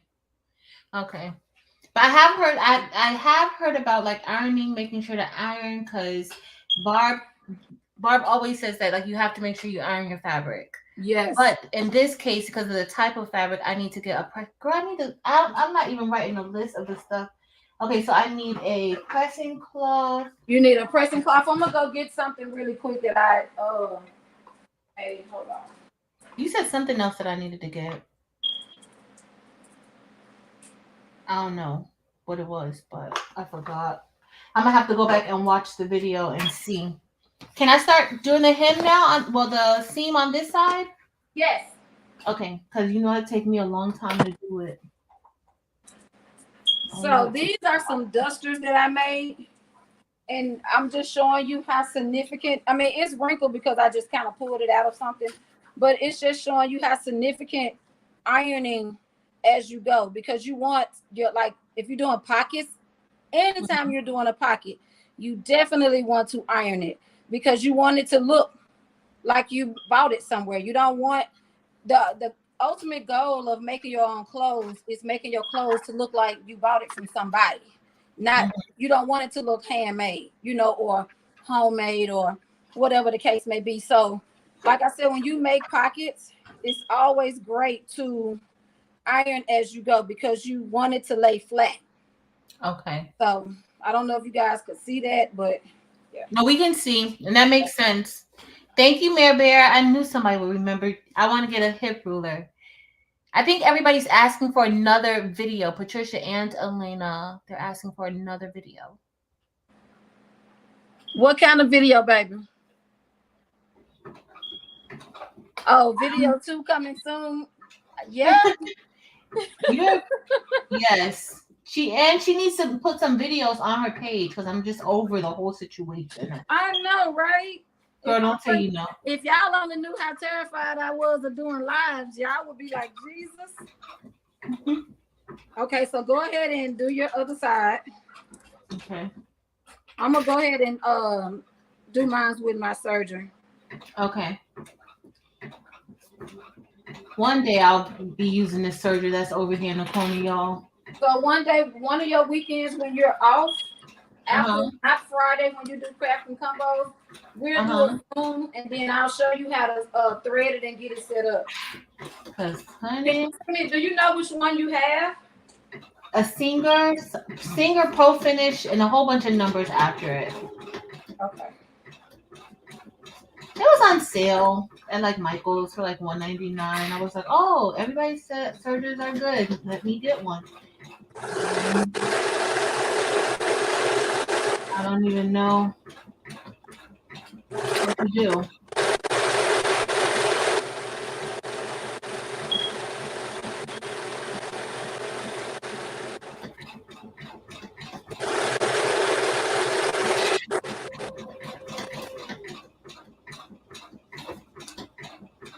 But now I understand the purpose of like having a serger. Yeah, because with my surgery, I can, like I said, I can normally, if I'm sewing a bodycon dress, I can be done with that dress in probably 15 minutes from cutting it to sewing it and getting in the shower 15 minutes later. See, Elena says, you don't seem nervous. Patricia says, you're fantastic. Bernice said, loving the sewing tutorial. Oh, Miss Phenomenal said, yes, she's very good. Doesn't seem nervous at all. Shanita said, you're doing amazing. You're a natural. Thank you, thank you, thank you. Don't be nervous. I told you this is a safe place. Oh, who said Gordon Gartrell? Y'all, that is my favorite Cosby Show episode. That Gordon Gartrell. Oh, y'all, I love that one. When I first started sewing, my sister was like, girl, don't you bring me no Gordon Gartrells over here. I said, fine. I said, I can sew. All right. So now that you have both of your seams sewn on both sides, and another thing, when you are sewing and you're pinning and has it pinned, never sew over your pins. Sometimes you see people, they may sew over their pins, but it dulls your needles if it doesn't break your needle. It can break your needle, especially when you're serging. A lot of times it can break that blade. And I had a needle and I did not know that it was a pin in there, and I broke my blade on my serging. I thought I was gonna cry, but good old Amazon had one, honey, and it came the next day, so I didn't have to cry today. So now you're going to take your fabric and you're going to make your casing for your elastic. Now, what size elastic did you buy, Patrice? Well, I had a few sizes, so I just pulled out the 3/4 of an inch elastic. Do I need Okay, something so smaller? if you have 3/4 inch elastic, you're gonna fold it under an inch. Okay. Now, with making a casing, that's kind of like where you sew your bonnet. You leave a piece open. Mm-hmm. So when you're making a casing, you're gonna fold this all the way around. If you want to take it to your ironing board, if you have that type of fabric, because you can let me Well, I show can't see you. what you're doing when you're doing the. Hold on. Y'all, this is what we have so far. This is a hem ruler. Okay. All right. Okay, I'm trying to. Okay. So if you're trying to make sure your hem is precise and the same size all the way around, you Mm-hmm. can use this and place it. So if we were hemming this at 1 inch, you want to take it and you're going to place it all the way around at 1 inch. Some people take it to their ironing board and iron it all the way around, so they'll have so it can be precise. But this is what your hem ruler is, your seam gauge is. So you just take it and you can just put pins to make sure that you have a 1 inch casing. Okay, so hold on. So somebody weeks ago told me to get these hemming clips. Do they have measurements? They have measurements on them, y'all. Who told me to get these? Let me Okay, see. so see, they're like this, and then they have like measurements on it. I can't You can't, see it. you can't see the measurement. So it has like the 1 inch, the 1 inch mark, the 2 inch mark, and the 3 inch mark. So I could use that to hem, right? Yes. Now, do you have something to a dial to push it down with? No, it just clips on. Like it's like very tight. Like it just Okay. clips. Okay, because anything that you can put on your fabric so you can know. I always keep mine at 1 inch. I hardly ever use it, but I want to make sure you guys know the right things to actually use when you're sewing. So when you start to sew, you have all the things that you need. So Right. go around the waist and put pins in as you're folding it. Okay. At the 1 inch mark for At me. the 1 inch mark. Now, if you have any elastic that's larger than a 1 inch, I would suggest you add a waistband. And let me show you guys, Patrice, you don't have to make this, but I'm gonna show you guys because this is just play fabric. So I'm gonna show you guys how to make a waistband. It's the simplest thing that you can do. I mean, if we're gonna be out here sewing, hell, I might as well show you how to do it. Mm-hmm. So you take your fabric, you fold it like you folded it the first time to get your cut for your. Now, depending on how wide you want your waistbands to be, if you want a 2 inch waistband, you cut it. I always cut mine 4.5 inches. So when I sew it, it'll be 2 inches. So I just take my ruler, my square ruler, and then I just even it out on my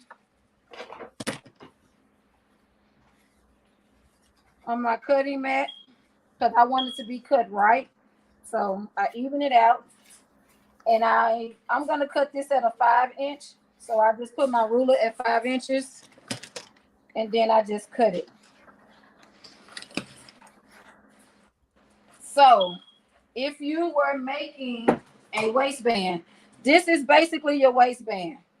You just cut it down to the size that you need it to be. Okay, so my waist is a 33.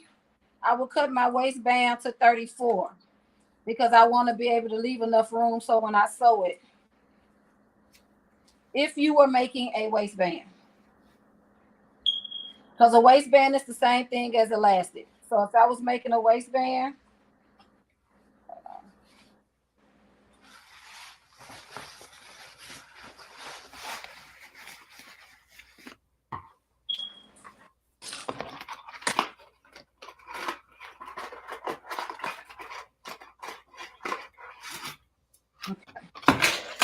trying to even my fabric back up. Okay, so if I was making a waistband, I would take my waist measurement. I will go to 34 because I always leave seam allowance. And then I will just fold it over again, and then I will cut it. And then that will be your waistband. That will be your waistband.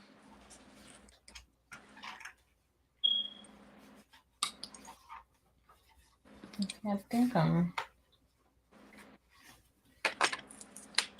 doing it right. I think. Hey, Fabulosis. So that's hey, your girl. waistband. You will sew both side seams at a 1/4, depending on how much room, how much you added in the beginning.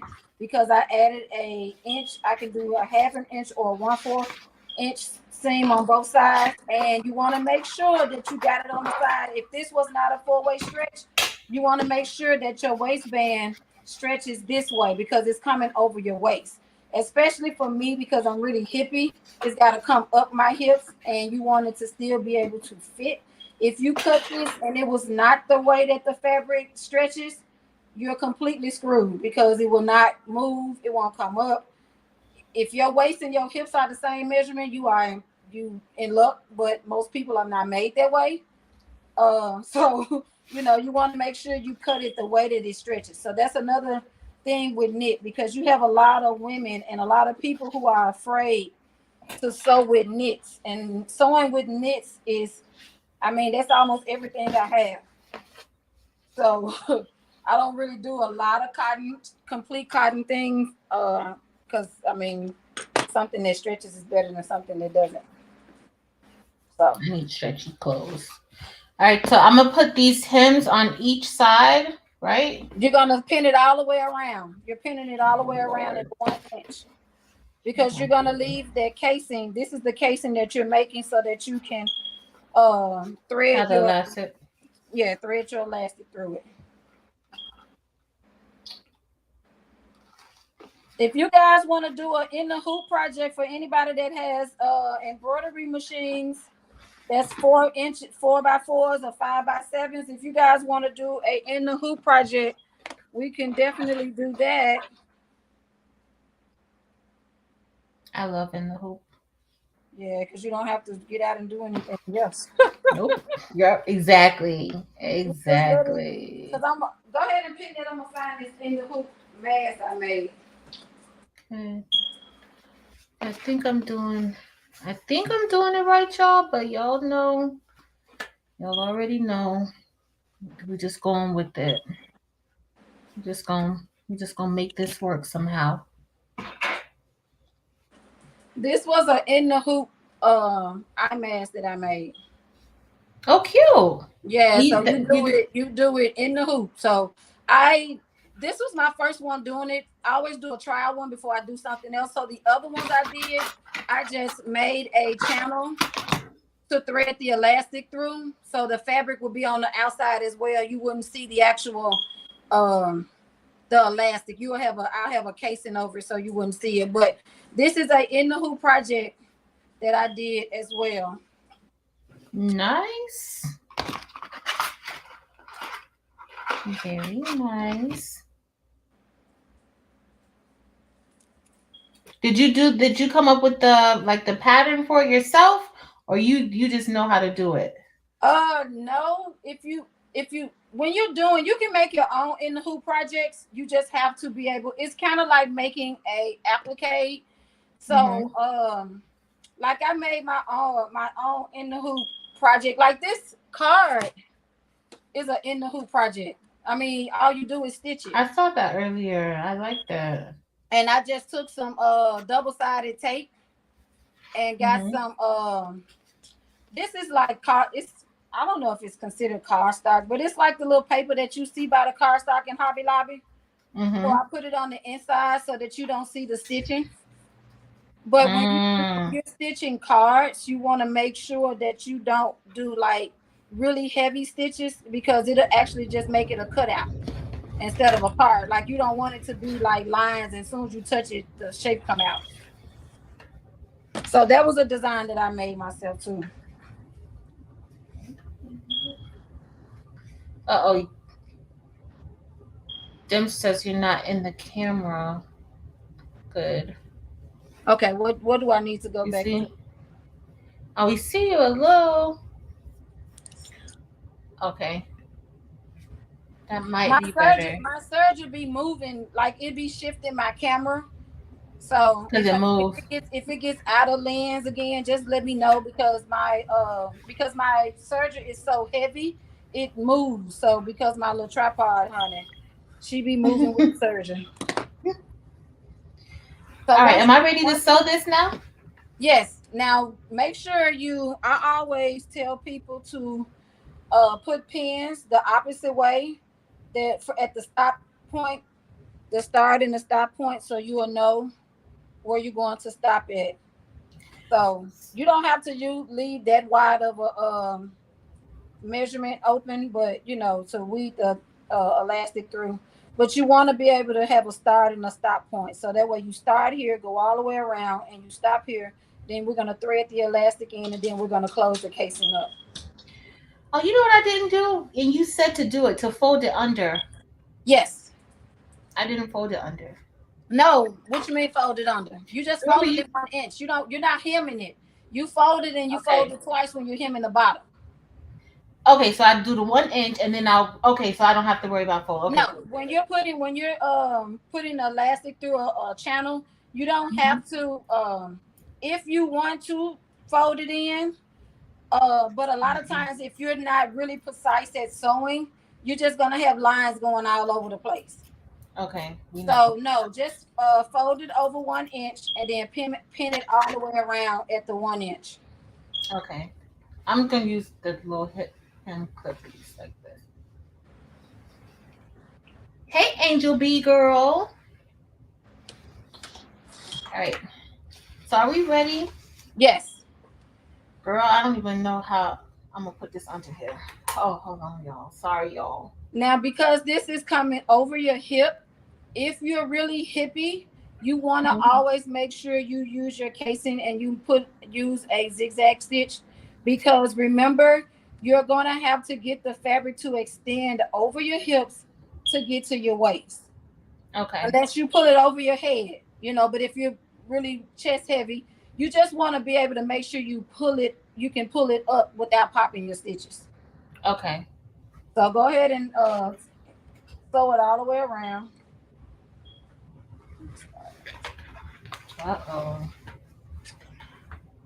Uh-oh, y'all. What's wrong? Nothing. I'm just scared. Oh, no, you got it. I'm just scared. Let me put my wonder clips in because I don't know what. I'm taking these hem clips off. They're too big.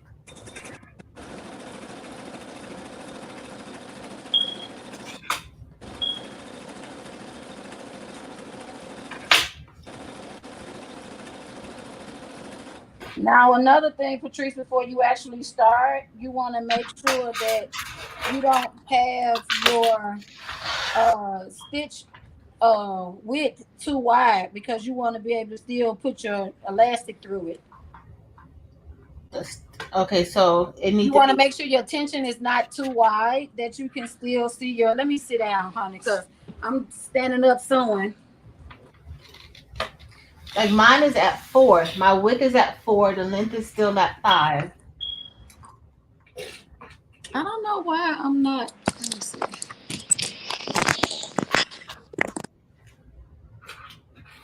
Is that better, y'all?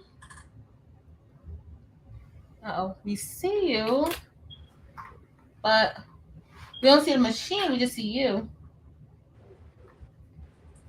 Thank you, Elena. Thank you, Lena. Y'all, I'm starting to feel nervous. Y'all know I be having anxiety bad. Oh, pray for me, y'all. Okay. I had a little. Okay, so I know I marked, but this part it just gets me a little bit nervous because I'm like, where? Oh, I know what to do. I know what to do now. I remember a little bit. I'm gonna just go around. Sharon, you okay? Oh, she's fixing her phone. All right, y'all. The only dip, like if you do sew it and you sew it and you sew it, if you have the stitch width too wide, just use a smaller elastic. Okay. If you ever come into that, instead of saying, oh, I can't use it, just get a smaller elastic, or cut down the elastic that you have. If you was wearing it right then, you wanted to put it on and you didn't have time to go get different elastics. As talking about elastic, let me go get mine. Joanne, I'm a hot mess, girl. I feels like I'm about to shake trying to sew this. Hold on, let me get myself together. I buy every piece of, I don't know, like I buy every size elastic so I don't never have to run out. I just keep it all. So let me see. See, I have smaller elastic, but I'm trying to see if I have some that's already open. But I guess I just use this. I get this stuff when it's on sale at Hobby Lobby. the elastic? Yeah, because next week it'll all be half off. So I just stock up on it. Yeah, especially if you make like bonnets and stuff, you want to make sure you get enough. Oh yeah. Uh-oh, y'all. That's not looking good. I don't know if y'all can see that. Whew.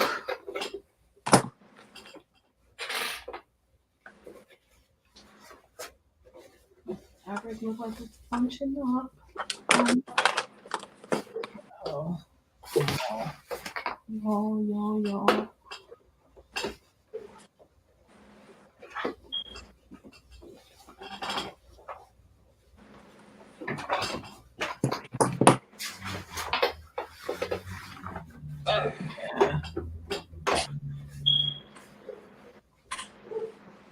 Yep.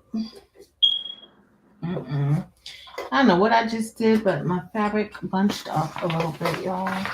Nervous. Let me see.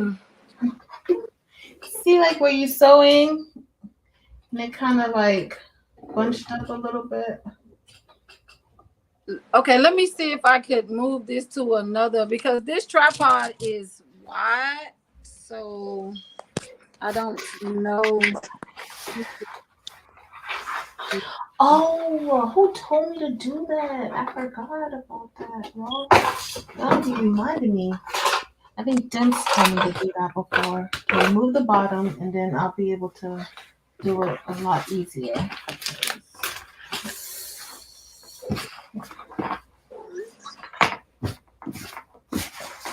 Okay, let me just go with it. I'm gonna just have a bunch of him, but it's gonna be my skirt. So okay, can y'all see that better? I'm sorry, Patrice. You good? Is that we better? Can see that, yeah, we can see that a little better. Okay. You turn your phone down so we can see, please. Oh, turn the phone down, like towards the machine. It looks like it's. Yeah. I have it towards the machine now. Yeah, that's good. Because the tripod that I had it on, that's as short as it'll go. It won't go any shorter. So I have this other one that's clamped to the table that I got from Walmart. So it seems like it's right here. I'm actually gonna use this to sew because I didn't know how good it actually did. If you guys, okay.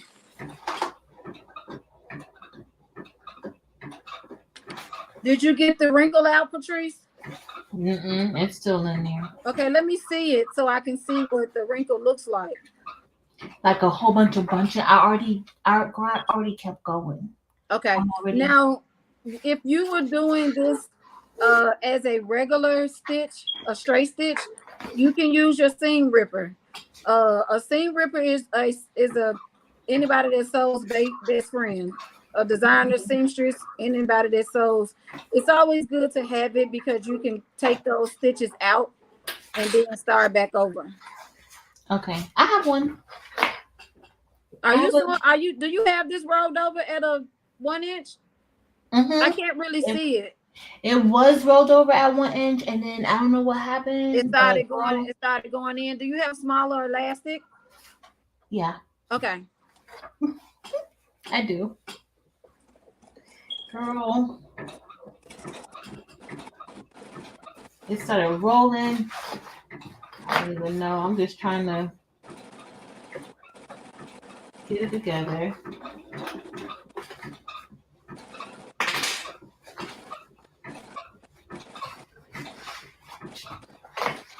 I think it was because I still had that bottom of the sewing machine on, and that kind of hurt it. Like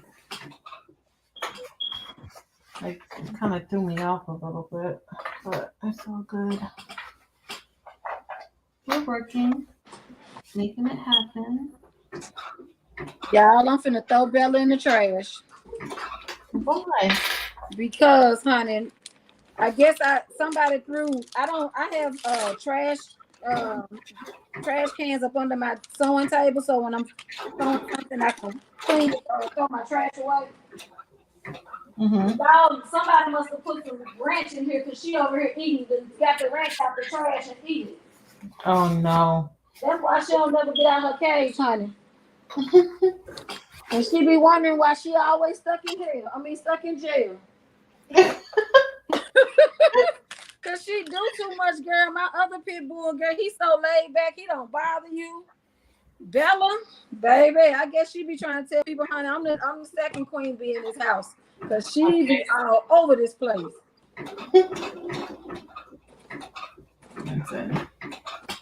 Yeah, I'm gonna have to use this smaller elastic, but it's all good.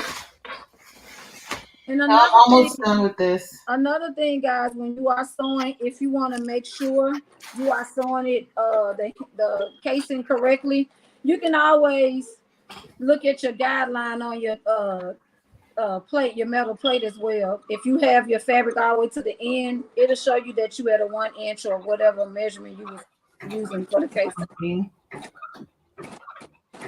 Move, Bella.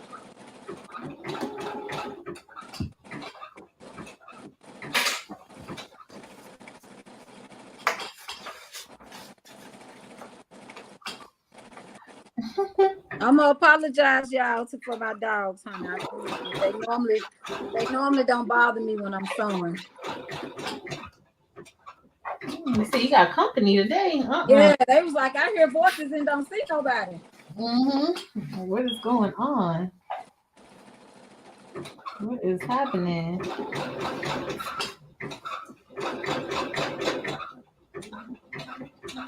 All right, let's see. All right, y'all. And once you get to the end of your casing, remember you always backstitch.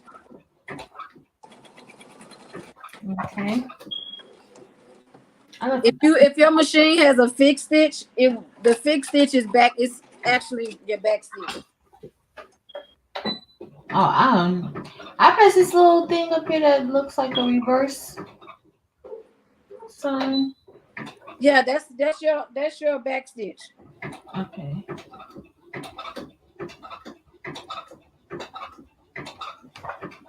All right.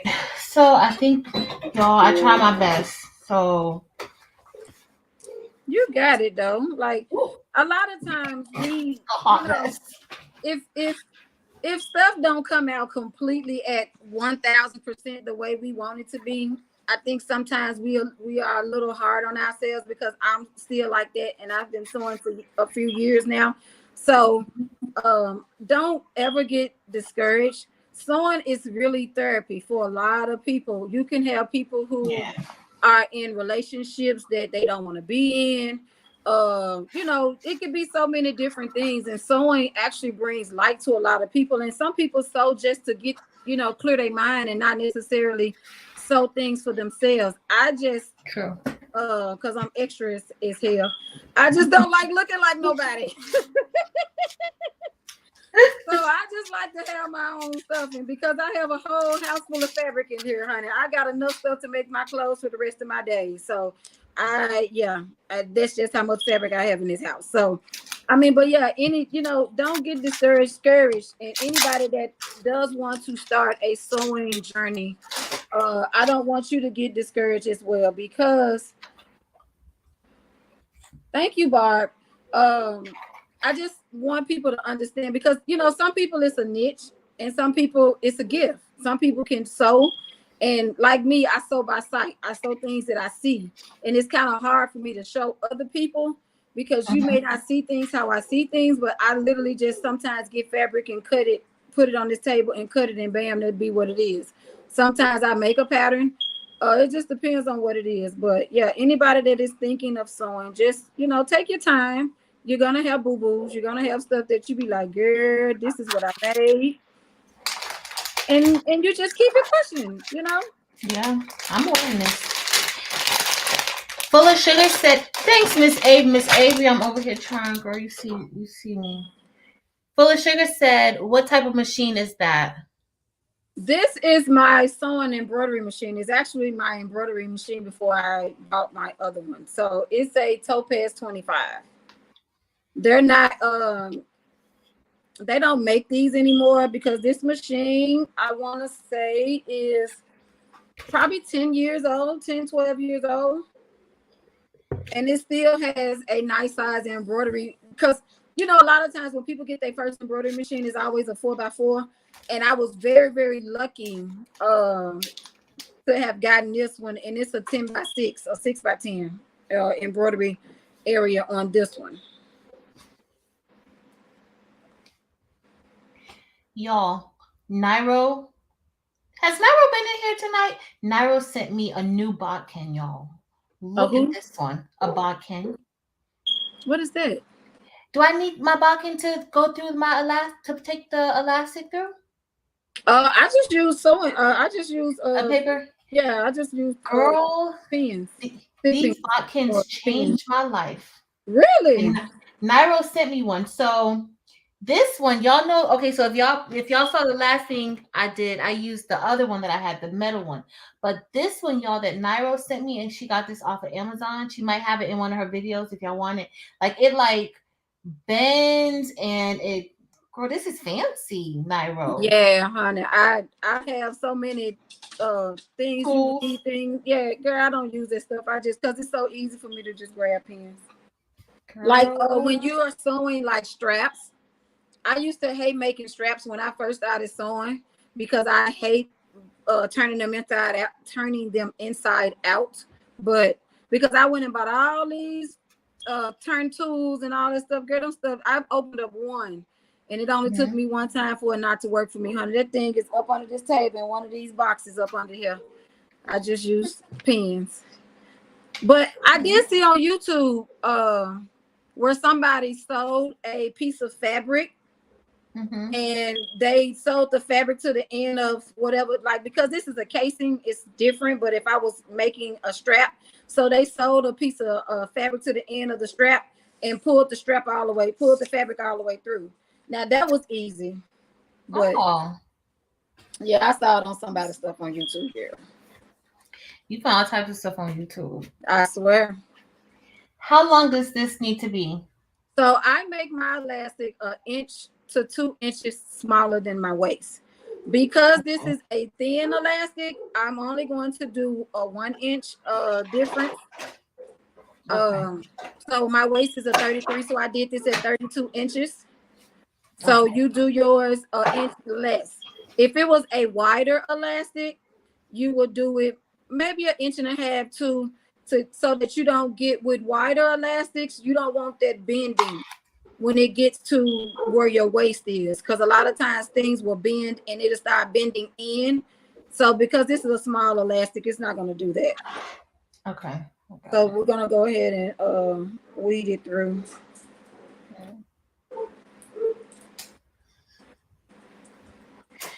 Tara, if you don't leave me alone, I swear you better leave me alone. All right. Hot mess.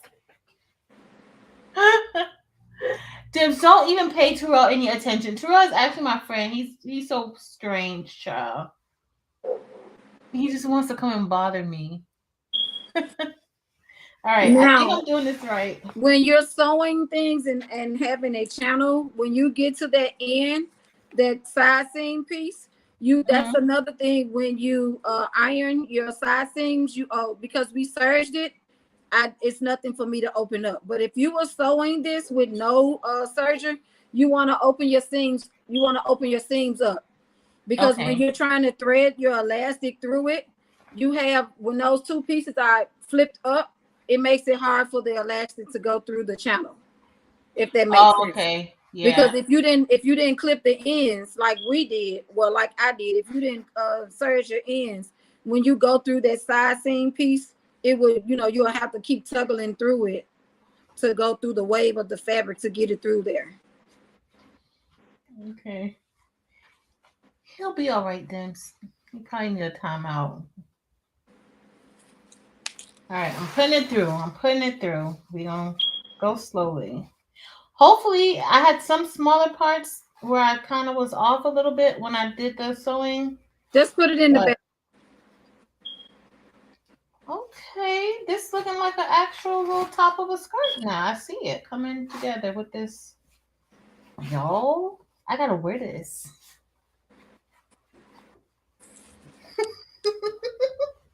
Dims, don't worry. He played too much.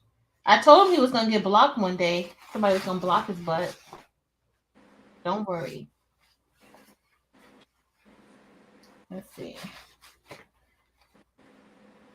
Yep, I found, like, here go the spot right here, y'all.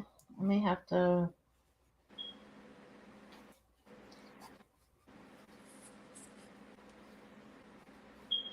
I'm going to have to... do another. No, I'm gonna use it. I'm gonna keep going. I'm not gonna change it.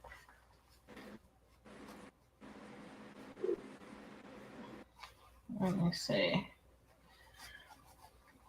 Let me see. You already put. See, you did yours so quick. You already put it through already.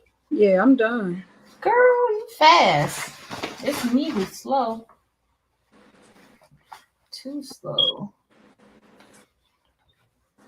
Let's put this through.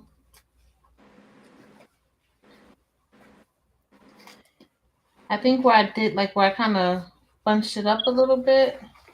See how it looks? It's good right here where I did like have the actual inch mark, right? Mm-hmm. But then like that corner, it's too small. So if you didn't have smaller elastic, where that part it will probably bend. Like it'll probably look like this. It'll probably look like this when you're putting it on. And that's the reason why you want to make sure you make the channel a little bigger or get smaller elastic. The way it's supposed to be, right? Yeah. I may have to get a smaller, but it's gonna be too thin though. I like how this looks like this. You don't want it to be too thin. You want it to be like an inch or 2 inches, because having that nice waistband on a pencil skirt is what makes the skirt look good. Yeah, because I could already see it. Like I could already see it from right there, like how nice it looks. So it's okay. We're gonna make it work. It's for me, and I'll wear a nice little top over it and cover the little waist. Maybe tuck it in. If you have like one of those I would say a high-low shirt, but because if it's a high-low shirt and you put the elastic piece in the back that's kind of unraveled or bent, you can do that as well. Okay, that's okay. See, once I got past that part, it's actually pretty quick. It's working good. Don't worry. Sit down, Bella.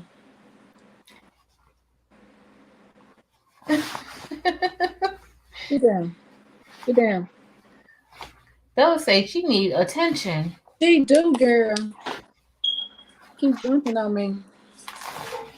Get down, Bella. Cause she's not out her cage, because Bella still be chewing up stuff. Bella is 5. She's 5? Yeah, and she still be chewing up stuff, girl. You can't leave like the other dog. We can leave him out. Like he's not gonna go in the trash. Girl, Bella the trash gonna be all over the floor. You can't leave Bella out, but we do leave her cage open a lot of times, and she'll just stay in there. Like I don't know why she just want all this attention, honey. I guess because I'm the only person in here that she can't go bother nobody else. Get down, baby. But she ain't going outside with that other dog, because I meant what I said. I tell them all the time, y'all let these dogs have babies with each other, honey. Y'all and the dog's gonna go. Hold on, let me put her up, because she just keep all jumping on me. Come on here. She needs some love and attention. She was like, leave these people alone. Come on. Come on. Y'all, I got, oh, this is another hard part right here. Oh, great. Should have put my whole, look, y'all, that part right there. I don't know how it got sewed together. Yeah, full of sugar. I do have a serger. It's still in the box. Joanne has promised to help me,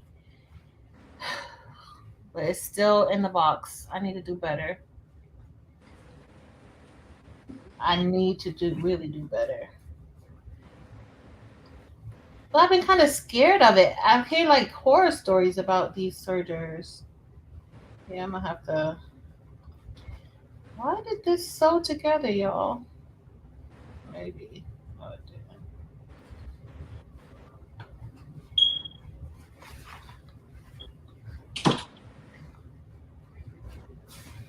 Uh-uh.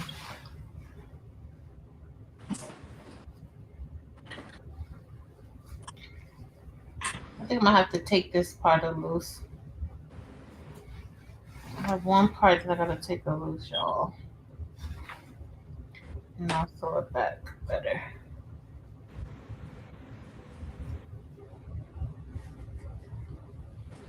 Yeah. All right. After we do this part, because I gotta take this loose. Let me get my little. There's some mosquito in here. See my seam ripper, y'all? I gotta seam rip some stuff right here. Cause it's too. I don't know why I did this right here, cause it shouldn't have. But where the side hem is, I think I sewed some of that fabric in the way of the channel. Hey, Dimps. Yeah, I'll do a in the hoop live making the mask. Because I mean, it takes probably 5 minutes, especially if you're not gonna do any extra embroidering on it. It doesn't take long at all. So that does this mean that you're gonna do a live soon on your channel? I thought you couldn't go live on your own channel until you have 1,000 subscribers. No. Oh, There's ways. oh, I didn't know. Yes. It's not snow. There are ways of going live. So, yes. When? Just I mean, I guess the first if you want to do like the first week of March. Yeah. That sounds good. Now to do those, you have to have at least a 5x7 hoop size.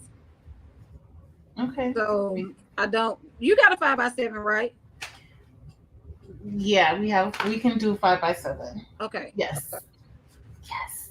Yeah. So we will are you saying a face mask or an eye mask? Are you asking about an eye mask or a face mask? Like to go around your face COVID mask?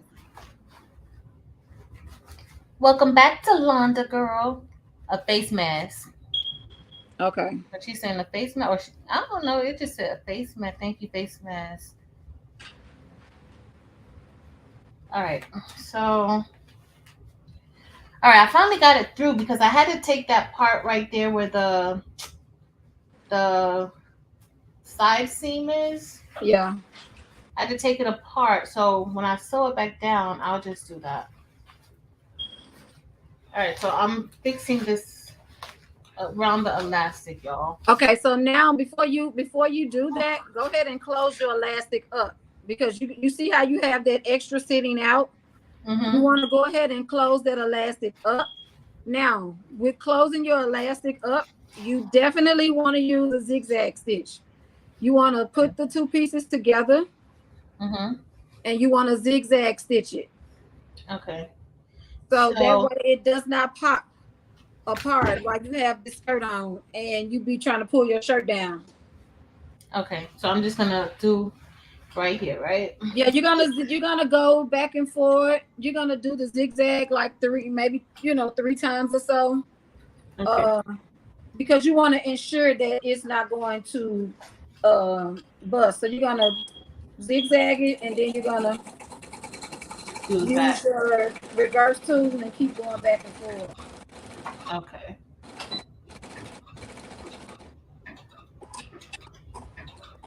And I'm still keeping it at the 4, right? Or whatever, like the same width. Yeah, you can keep it at that doesn't really matter. It's just you just want to make sure that you zigzag it, and it's gonna look like this. Because when you pull it, it's not going to come off. Okay. And you want to make sure when you're putting when you sew it, you want to make sure when you're pulling it in that it goes in and it's still evened up with your rest of your elastic. So if you see how my elastic goes in, it's not flipped. You want to make sure when you pulling it in, it's not going to flip over. Okay. And then once you put it on, do it that way. Then you're going to kind of spread your gathers around. Okay. Because you shouldn't have many gathers. You'll have a little bit because you didn't. If you want a really gathered look, you would have to make a wider waist, or a smaller elastic. But who wants to feel like something is closing in on them if they make it too tight? True. All right, so I'm just pulling this with the elastic, right? Yeah, you closed it up.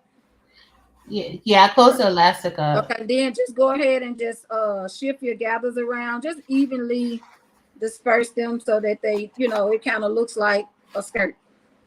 Okay.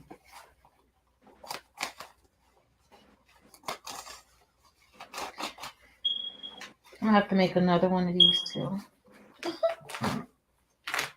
Now that I kind of have an idea, and I think I got too much elastic now. That's okay.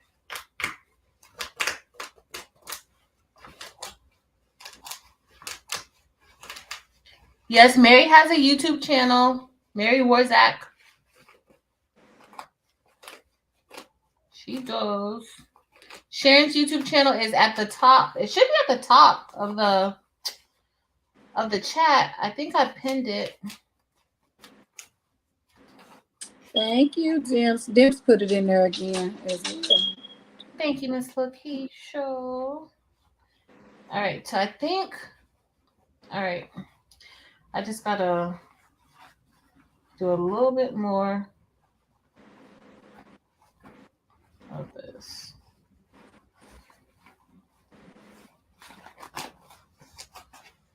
Oh, but it's coming together. Yeah. It does look like a skirt to me.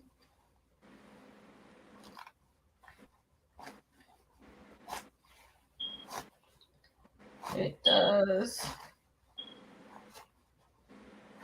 I just gotta do where it kind of like gathered a bit. Y'all, this material is actually pretty nice.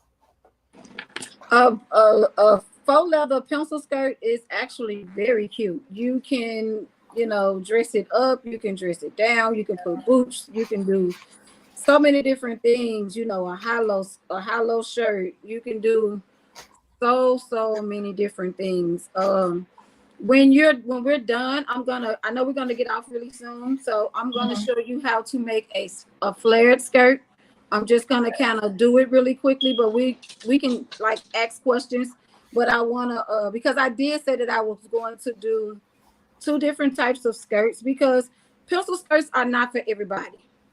Some people like more flared pieces because their personal preference, or some people, I don't really do too many flared things unless it's longer, because more flared things, the wider. And that's something that a lot of times people don't understand when they ask me to make them something like really cute tennis skirts. They're gorgeous. They're very, very pretty. But when you have a lot of back end, it's not, you have to make it long enough to come past your butt. Or, because you can make it short, you can make it 22 inches or 24 inches and it come almost to your knee in the front. But with a flared piece, it's going to look like this. It's gonna look like a high low because the back is gonna be hiked up, and that's the thing with making flared items. And a lot of times people don't really get that. And I try to tell people I always make it a little bit shorter. I mean, a little bit longer in the back. But yeah, because you if you listen to people, honey, and make stuff the way they say make it, they're gonna be walking around with their tail out. Yeah, no, that's not the goal. No, it's not intentionally. That's not necessarily the goal. All right, so I got this elastic through. Okay, so now that you have your elastic through, we're going to now go ahead and close up our casing. Okay. So you're gonna I always start a little bit where where the stitching is already at, and just go all the way over. Okay.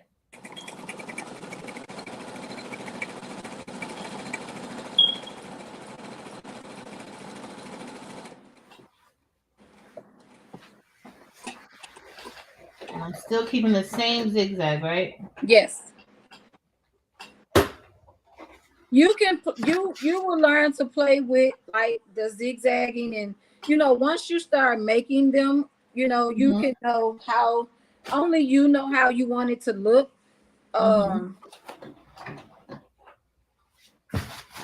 so then I'll be able to kind of yeah, you can work with the tension as you work. Like you can learn to balance your tension as you like so that way you will know. Did I have my little screen here?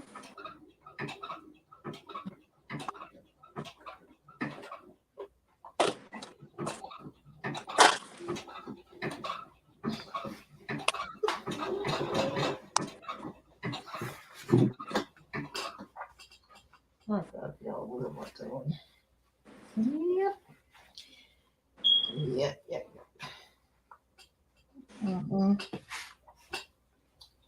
You gotta, yeah. I'm just going on the Tim, y'all, because I done twisted it around, and I caught myself not twisting it, and I still twisted it. But guess what? I'm gonna see how to make this work. Because I was like, I'm not gonna twist it, and I twisted it. Great, Patrice. That's great. It's going to be okay. Yeah, I think I still got the first pencil skirt I made. It's somewhere in one of these boxes. I have a. You know what? You in these boxes. I have a thing with not throwing things away. So it's like, but then when I give stuff away to people, and then they don't even say thank you.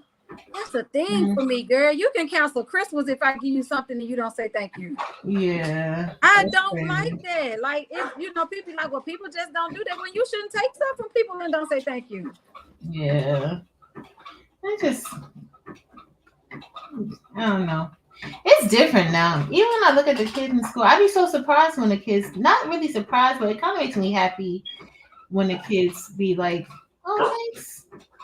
But half the time they, I don't know, it's different. Yeah, these kids nowadays is just different. Everybody is different. I want to do a live. You know what? One day, I don't know if you want to do this on your crafts and combos, but one day I want to do like a Stella Hush, a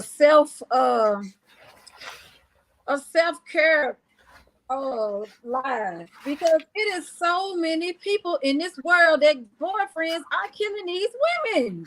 Yeah, it's a lot. It's sad. It's like so sad. And I know that this is not their channel, but it's just so sad that you look at the news, and everywhere you look at the news, somebody then did something to somebody. Yeah. Yeah. It's happening a lot, and it's happening all over. And people be thinking like, people be like, that must be a white person thing. That's not true. No, it's not at all. Color don't mean nothing. No, it's not. It's because, baby, if you want to be honest about it, it's been all of us doing it. So I mean, I don't know. It's just sad, honey. this man was asking me something one day, and it's been years ago, but he was like, I was telling him, like, when you go places, you know, it was a group of us, but it was mostly a man asking me questions. But he was just like, when you go places, what do?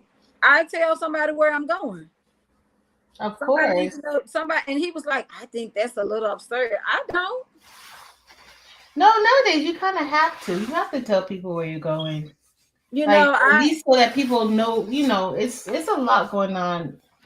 Living in a big city, like somebody's gonna know where I'm at. Like I'm gonna tell somebody, a I friend, can stay in my Mayberry. aunties, somebody. I can live in Mayberry, and it's only 10 people in the town. I'm gonna tell Billy Bob that me and Susie was going to the Sonic down the road because they talk a little different. Mm-hmm. We was going to the Sonic, and this is who I went with. Yeah. Because you never know. But that's how we was raised. My mom, we didn't go places, and you know, nobody never knew where we were. We were. Full of Sugar said this, like in New Orleans. Yeah, it's bad. Oh no! That makes me want to pray more for people to catch a case. And that, you know what? That's so true, Patrice. Because baby, it just made me not give stuff away no more when people just can't be, you know, grateful and say thank you. So I know I make nice stuff. So especially like I was giving this lady a Louis Vuitton outfit that I had made with some fabrics with something that I made. Baby, she didn't even say thank you. I wanted to take it back from her. Oh, word. People don't. They. Yeah. It's not common anymore. Not at all. All right. So if we're going to hem this, if you're done with your top piece, you're gonna remember you fold it, and then you fold it over again. So you fold it in 1/4 of an inch, and then you fold it in again. So that it looks like this.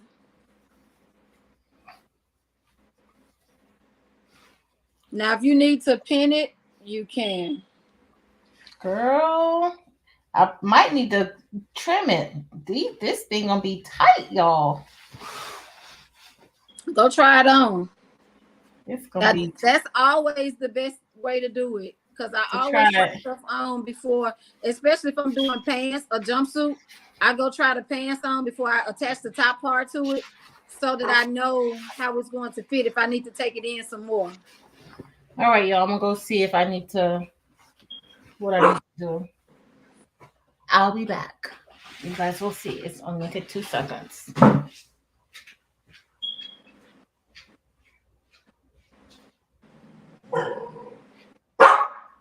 Bella, hush.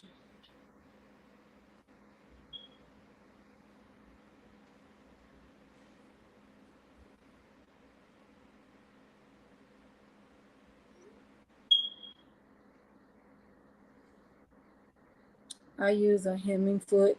Yes, you can use a hemming foot as well. I have one somewhere packed in this thing. I just never took. It's actually still in the wrapper, in a container that it came out of. I never took it out, but it's actually good to use it.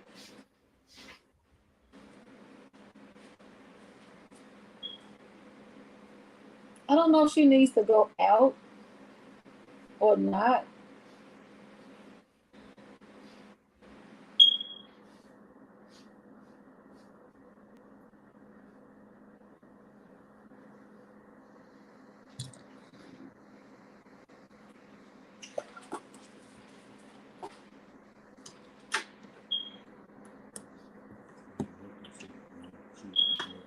Oh, okay. I just don't want her to keep barking while I'm having my class, okay?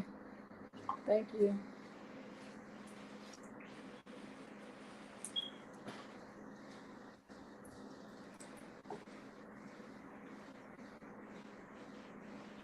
She thinks something, Marilyn, because she's normally not barking unless somebody comes in here she doesn't know, but maybe because she hears somebody's voice and she thinks somebody in here, honey, because she just sitting here looking like I know somebody in here. So I made my hips too big. Look. And that's what I was saying. You know, you want to try it on. Let me see, because you can definitely take it in. Look at my hips, y'all. Look. And see the thing is, your fabric stretches a whole lot. So you want to take that and you want to take it in an inch on each side. When you flip it back in, you want to take it in an inch on each side because it's supposed to be tight. Not It's loose. Yes. How does the waist fit? The waist feel pretty good. It's Okay. not tight, but it's not tight. It's not like loose. It's not like stretchy, but it feels good. Like I like the waist like this, but this part, like I have too much fabric. Okay, so now I'm gonna show you how to take something in, because in order for you to take it in, you have to start at the sewing line and come in, because if you just start taking it in where it's big at, you're gonna have a gash in the middle of your fabric. It's gonna look like, okay, I'm gonna show you to you. So if you was taking it in down here, you start up here and you sew it and you gradually open it up. So if you were starting here, you start here, you start on this line, and then you gradually take it in and take it in and take it in. And then when you've taken it in, you gradually come back to the seam again and finish it back down. That's how you can take it in without it looking like it's been gathered or it looks like it's a big pucker. Because what you have with us having wide hips, you don't want something to make us look wider. You don't want something that's making the hip look like it's pointing out. So you want to definitely take it when you take it off really quick. I'm gonna show you how to take it in the event of that. Okay. Well, let me go. I can't even believe this. How long is it? Is it long enough? It's like a little bit past my knees. So if it kind of stays like this, like it's like y'all can't see it. Like it's like a little bit past my knees. The bottom part, like it's fitted really. The bottom is fitted like really good. Where I'll be like, yeah, because because you took it in. Remember, you took it in some. But if that fits for you, this could be your pencil skirt pattern. Okay. So that would be the pattern that you use. Now, remember, if you was making this with something else, you want to make sure that you don't follow the original sewing line. You follow the seam that you adjusted it to. Okay. Because and it only depends on if the fabric that you're sewing it to stretches the way that this fabric stretches. If this fabric that you get the next time only stretches one way and it don't really stretch, you need to go with your original measurements and keep it that way, because you can always try it on, and then if you need to take it in, you can always take it in. Okay. All right, let me go do this. Let me go see something. I'll be right back.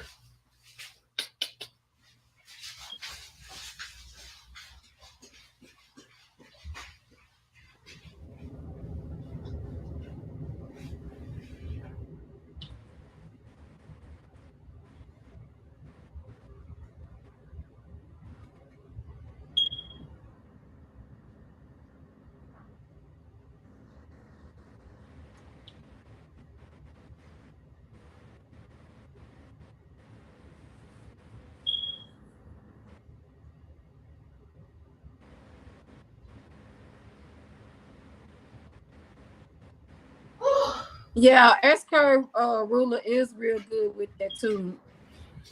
All right, y'all. So here we go. Now you don't have to use a zigzag stitch with this. You can use a regular straight stitch. Okay, because this is like a 4-way stretch. Most 4-way stretch fabric stretches a lot, and that's the whole point of when you do it when you make pencil skirts. But some people like how it don't fit so tight. Some people like for them to fit tight as a glove. So with that type of a fabric, you want it to be more tighter than loose, because it's not meant like that fabric it looks better when it's more tapered. Okay. Okay, so you take your marking tool or get a your tape measure and go to where your hip is and just take your tape measure and put a mark where the one is, so you'll know when you're bringing it to it, you know, to take it, at least take it in that much. If you want to, because if you take in 1 inch on one side, you need to take in 1 inch on the other side, and that'll take 2 inches. But if you think that the 2 inches is not enough, take in what you think is going to make it give you that snatch look that you want. Okay. So if you think you need to take in 1.5 or 2, remember you got to take in that on the same side, on the opposite side as well. Yeah. Okay. And that's from the actual hem. No, we're gonna start at the top. Want to start at the top or we're gonna start not where the actual where we put the elastic in. Start like right here, like a little bit, like you see where my thumb is. Start like right here, a little below, and then start actually when you first start stitching, put your needle down where your seam is already at. So you're going to be going inside this seam, and then you're going to gradually come in like that, because you don't want to start it just out the blue, because like I said, that's what it's going to give you a pucker. Okay. And use your straight stitch. Okay. So I'm gonna see if you can. I don't know if you can see this really quick. Well, you can't. Let me see if I can move my machine closer. So I put my needle down in the actual stitch that I was already in. And then you lower your presser foot. You start stitching a few stitches inside the seam, and then you gradually go out. And then you gradually go back into the seam. You don't have to finish it all the way down, but you can back stitch. And then you can finish, then you can cut your threads. So it will look something like this. But you started at your seam. You see how I started it inside my seam, and then I just gradually took it in. Went around. Yeah. And then so that way the bottom isn't, I'm not really like doing anything with the bottom. So no, and you're not doing anything with the top, because remember, you've already hemmed this. You've already put the elastic in the top, so you don't want to do anything. You just want to start in your stitch and sew a little bit in your stitch, and then gradually make it wider. Because see, like if you look at it, this is like maybe 1 inch or close to 1 inch. Okay, I think I got it. Yes, if you was using a serger, you would just serge it in, and it would just serge all the way. So then we're gonna go move to a straight stitch. Oh, not there. All right. And then this is at like a 2.5 length. Yes. Okay, perfect. All right, so start. It's always supposed to stay at 2.5. Okay, don't move it. All right, so I'm gonna start in the seam. Girl, let me tell y'all about these smoke detectors. Let me just give y'all this backstory, honey. So I don't know if it's like newer houses, but before I started to do, while you doing that, Patrice, before I started to do my YouTube, I was like, oh my God, I don't want people to say nothing about these smoke detectors. So I went and bought batteries, but I bought batteries from the Dollar Tree, and I was like, okay, they kept beeping. And I was like, okay, it must have been because I bought some cheap batteries. So I went to Walmart and bought some $6 and $7 batteries. Now, mind you, it's like 12 smoke detectors in my house, because there's 2 of them in my room, 1 in my bathroom, 1 in my closet. So it's 4 in my room, bathroom, and closet in itself, and then it's all over the house.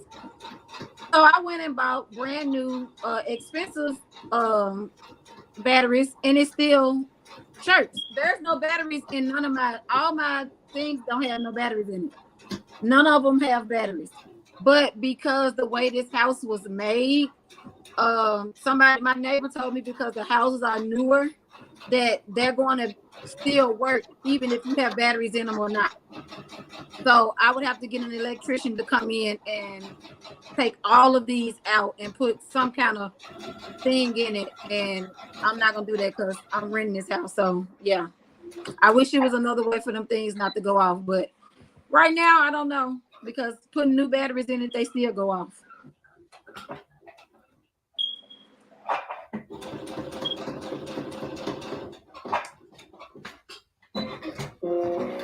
All right, I think that was it. Hopefully. No. Oh, yeah, no. Yeah, this one was a hot mess, y'all. But we're gonna see. It may look like that on the outside because you took it in, but as long as the seam look like it's straight on the outside, on the inside it may look like that. But see, like on the inside, on the outside of mine, it doesn't. It just look like a straight seam. It doesn't look like it. You don't have no puckers, no gathers. It just look like a straight seam. Okay. All right, so I'm gonna do the same thing on this side. Hopefully, I'm doing it correct. We don't know. We don't know. Let's see. Whew, y'all. Just hoping. I turned like a 10-minute project, y'all, into like a 5-hour project the usual. But the thing is, you have to learn it. And once you learn it and you know how to do it, then it'll be okay. Your time will come with it, because it's the thing of it is, would you rather take your time and make it right, or you go fast and you be like, especially when you have somebody that can show you what it is in case of this, versus you be like, oh shoot, I was making this on my own and I can't talk to Sharon right now, she busy, or whoever, and you just, you know what I'm saying, it's just easier to it's better to just take your time and do it. Yeah, no, you're right. And don't be stressing out over it. Yeah, because stress kills, honey. We have enough stuff to be bothered about. We ain't gonna be bothered about no skirt. That's true. Yes, honey. I'm kind of mad, girl. Sonic gave me a cherry coke. Oh no. I know, I hate cherry coke because it doesn't taste right. But I got another one in my bed, so.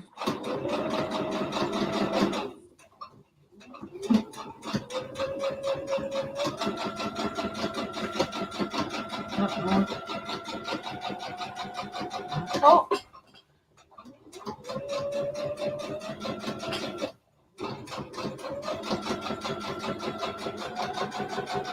Oh goodness, y'all. And that scene, right? I'm not ending it good. You're going too fast as well. That's you need to slow it. Is yours automatic like mine, or are you using a foot pedal? I'm using the foot pedal. I think I could do automatic, but I think that's the foot pedal. Yeah, you want to going extra.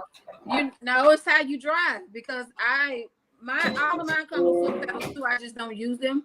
But you drive like that. You know how you put your foot down on something? That's kind of how you drive. And you just press hard. And you just be going.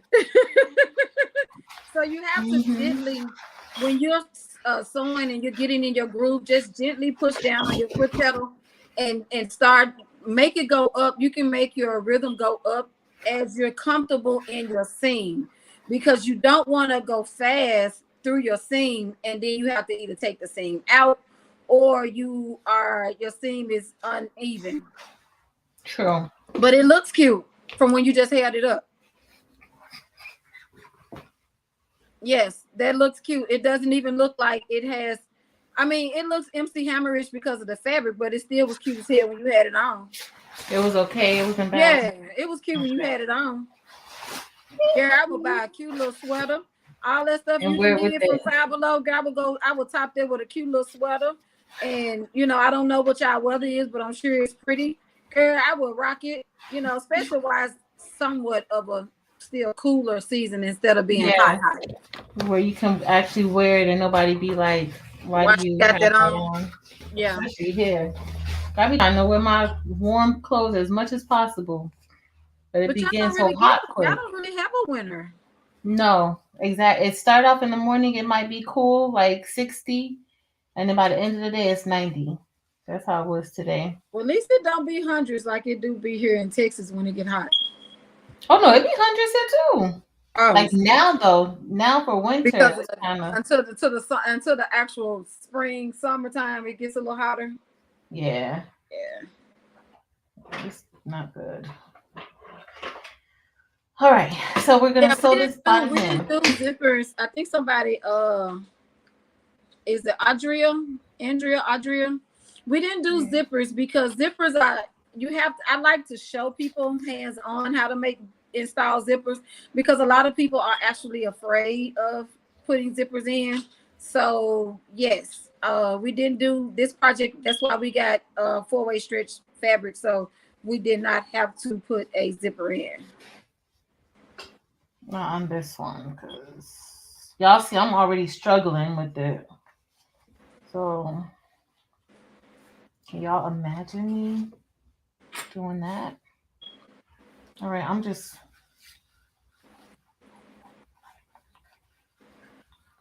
all right. You already sewed the bottom of your skirt? No, I was waiting on you. Oh, so sweet to wait on the slow poke. Oh, goodness. Thank you. Thank you, girl. See, if I had like somebody that lives here and they was my size, girl, they would be like, I ain't never got to buy clothes another day in my life. Cause I don't wear nothing. You sew, and then you sew almost every day. Like you sew all the time. Yeah, I don't. It's got to be something I really, really like for me to wear it twice. And if I wear it 3 times, I love it at that point. Cause I'll wear something, even though a lot of stuff I'll wear it just to take a picture and take it right back off, and I never wear it again. It ain't even been outside. Like I'm horrible. Oh, Barb, it's freezing there. I be thinking I'm cheating on myself if I don't make something. Did you say -6? Yeah, if I work twice, I be thinking I'm cheating on myself.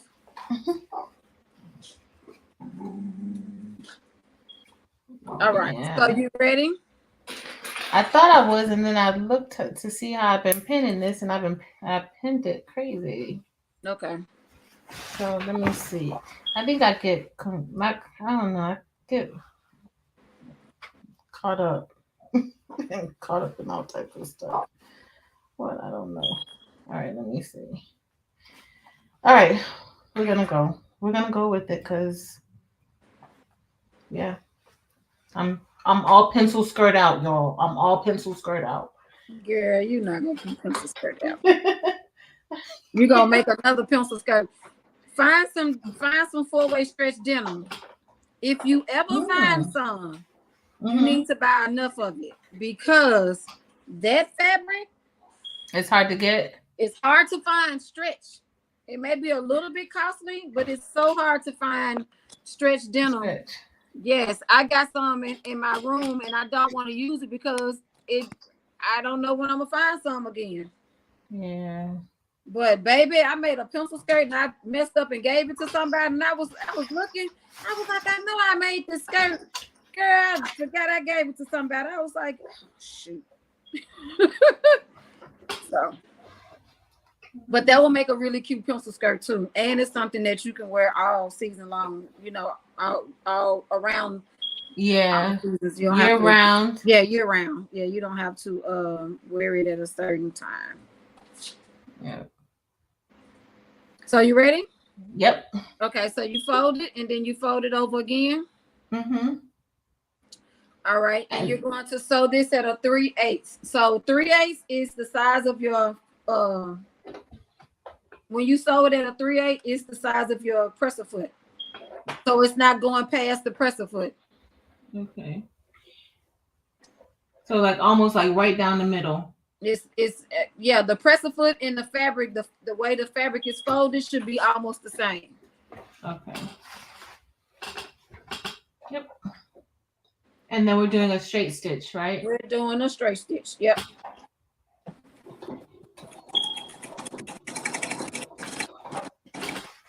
Now, as you're going, you may have to move your fabric out the way and fold it and keep it folded, because if you didn't pin it, and see, I didn't pin mine. I clipped it. I'm trying to go slower still, but it's sliding a little bit.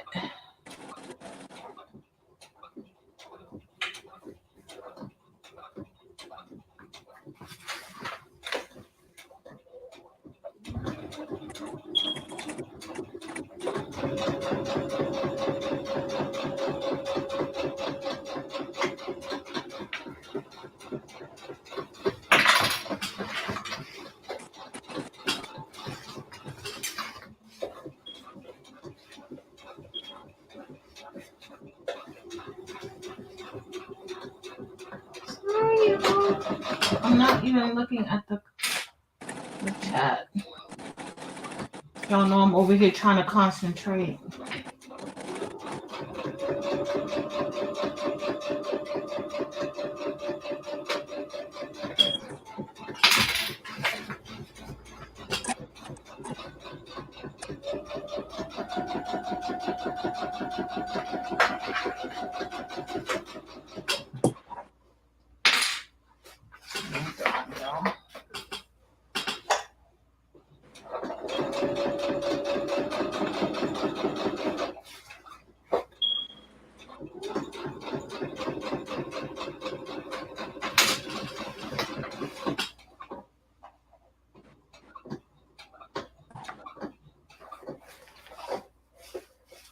Oh.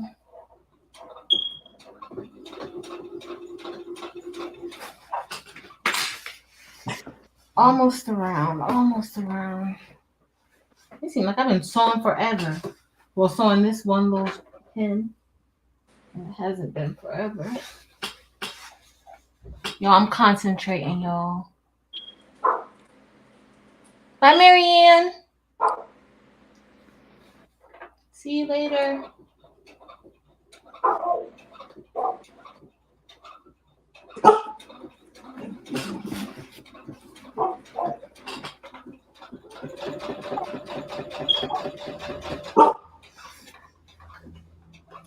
And you know, sewing, you have to be like patient too with sewing.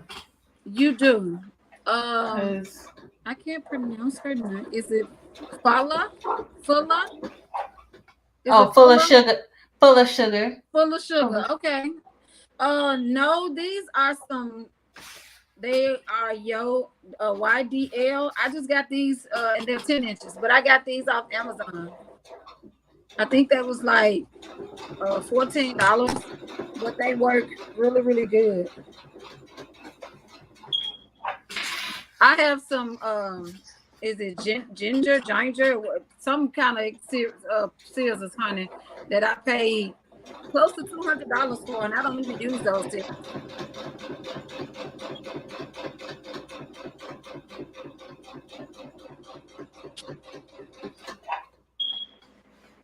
I was really dedicated to this hem, y'all. The lines match up from beginning to end. And that's the thing. You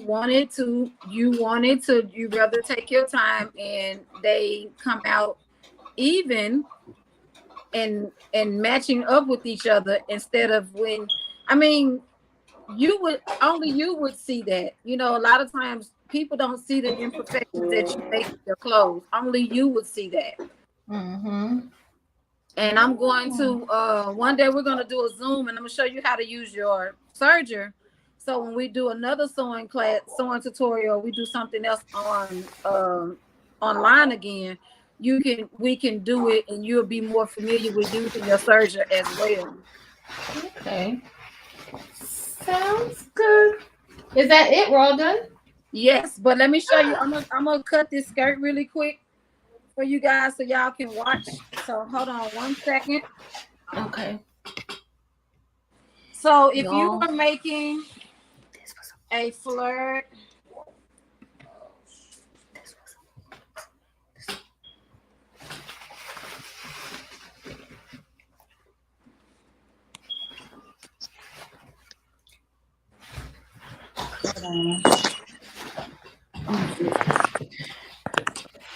Thanks, Sharon.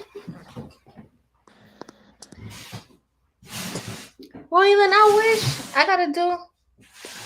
I had a package come that I didn't even know. hold on, y'all. Thanks, Joanne. Miss Joanne, you know I gotta call. I gotta email you.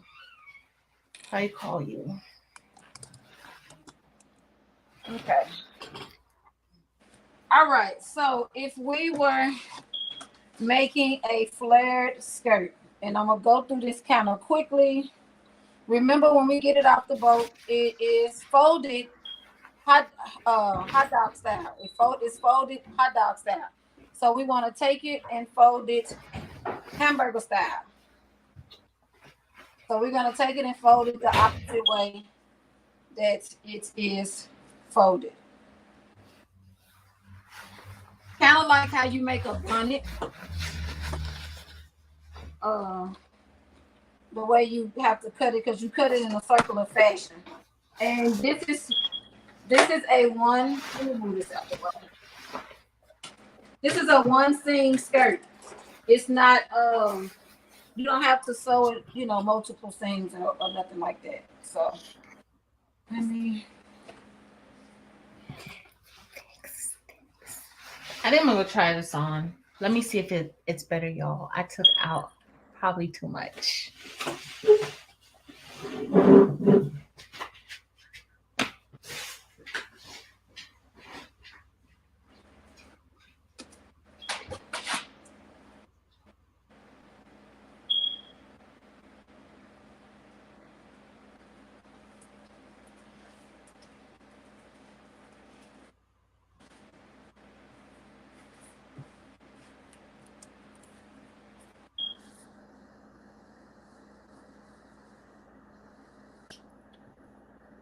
Okay, I'm gonna wait for Patrice to come back really quick, y'all, before we finish.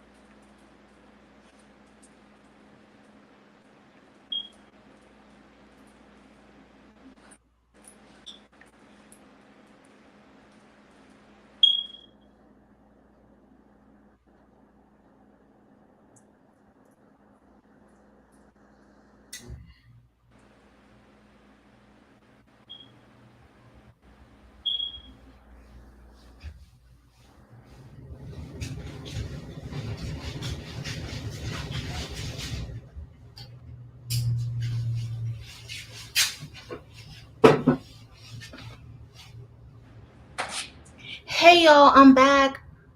Okay, how does it fit? Look at my skirt, y'all. It fits pretty good. I could have probably went in a little bit more at the bottom, but for the most part, it looks good. That is cute.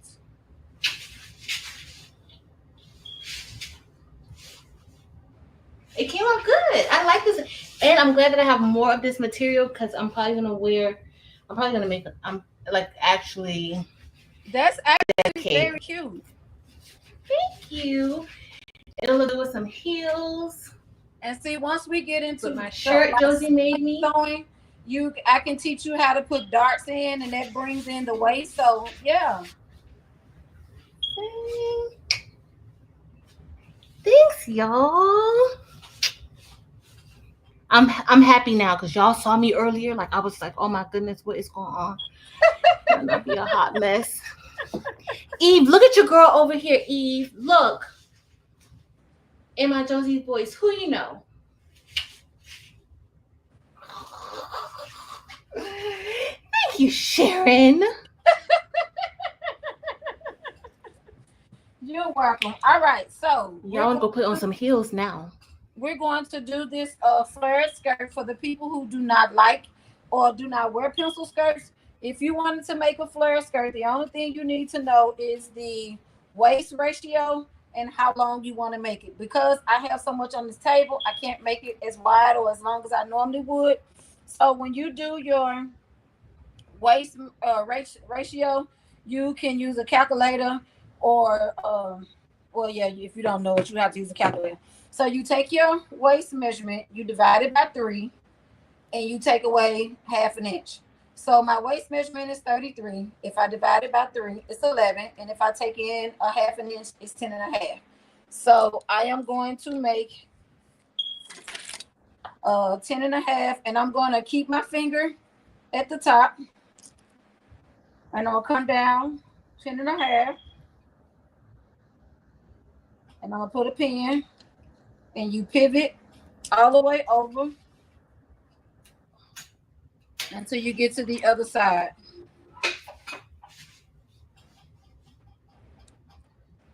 And then once you get this is your waist ratio, then you're gonna get your length. This is 20 inches because that's how long it's folded down, but it's still a good little length.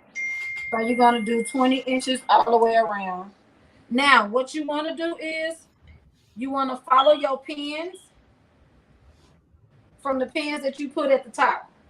So you want to do 20 and pivot.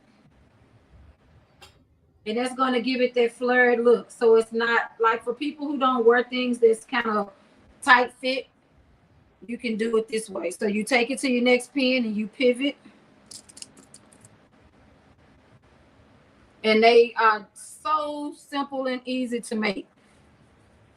Okay, you get to your next one and you get down to 20 and you stick a pin. Okay. And then you get your scissors and you cut it out. Cut along your pins.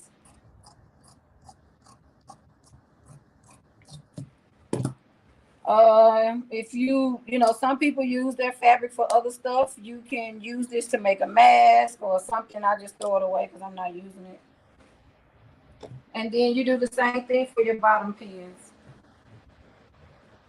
Now, if you're not good with keeping your angle going, you need to use your marking tool, and you need to mark it to connect them. But if you're good with keeping the angle, I make it so much I don't never use it. But if you are not, you need to use your marking tool and connect all the pins together.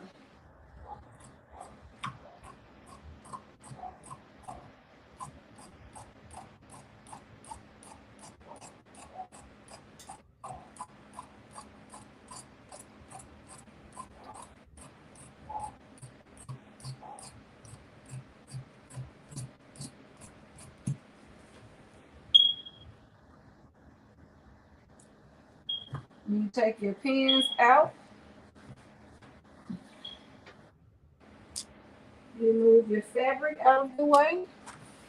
We already had a waistband from when we cut it earlier. And let me put this over here because we're going to use the serger and we're going to serge it.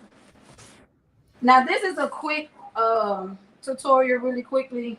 I know you guys probably like, why she going so fast? But this is a one seam flared skirt. So it's those skirts that's kind of like, I don't know if you guys can see it, but you know, it's a skirt that's not clingy to you. So you take it and put this right size together. And then you're going to serge the ends or sew it at 5/8 if you're using a sewing machine.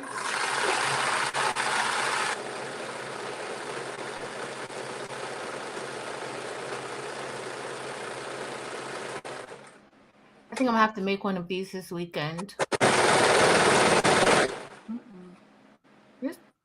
That surgeon moves fast like that? Yeah. Oh no. She said, oh no.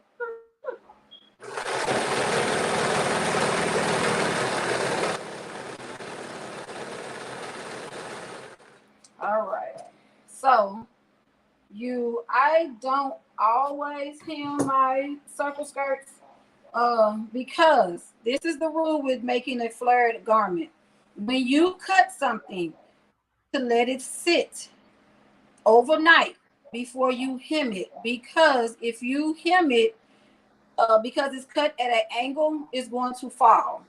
So a lot of times, because I don't really wear them like that, if it's a fabric that frays, like you can't tell on the bottom of this that it frays at all, so you couldn't tell. But if this was a fabric that frays, you definitely need to hem it. But like if I was just throwing something on to go somewhere really quickly, I'm probably not going to hem it because I'm probably not going to ever wear it again. But the rule of thumb, when you're making a flared skirt, flared dress, anything that has a flared bottom to it, this type of skirt, you need to cut it and let it sit. Like you can hang it in your closet. Don't if you got hangers that has like the hooks on them, you can use those kind of hangers, but you need to let it sit before you actually hem it. So that will be the skirt. And then now we just get the waistband.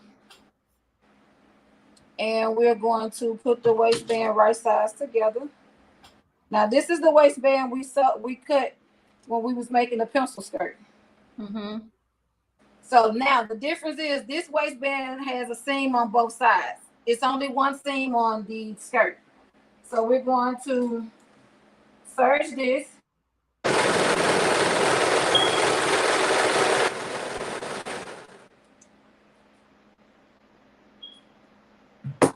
And then you're going to serge the other end.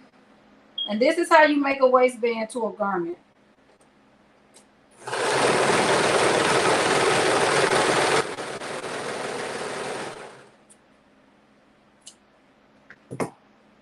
So you take the waistband that you just sewed and you flip wrong sides together. And you can stick a pin in it if you want to hold it, or just flip the other side. You just want to make sure that they're even when you put them together. And then you want to, let me set that down. Okay, so this is your skirt. This is your back seam. Put a pin where your front, the center front is. And then this is how you get the seams for your to match up with your seams for your waistband. So you put your center front with your center back, you put them together, and then you stick a pin on both sides. This is how you can make sure that the side seams of your waistband matches up to the actual side of your fabric, to make sure, because this is a back seam, only one seam, and the seam is in the back. So now we have a pin to align our waistband to. So we take our waistband one seam. This is on the right side. So you take the pin and you pin it where it is, put the seam to where the pin is, and then you pin it to hold it in place. And then you go over to the other side where the seam is, and you put it, match it up with the pin, and you put that seam together with that pin. So now you know that your skirt is seam to seam. And now we're going to serge it And for me, this skirt will be finished. If it was a fabric that needed to be hemmed, I probably wouldn't sew it like that because I wouldn't want to hem it. But let me finish this really quickly. You pull your pin out. Now you want to make sure your waistband match up to the waist of your garment because you don't want puckers in your waistband.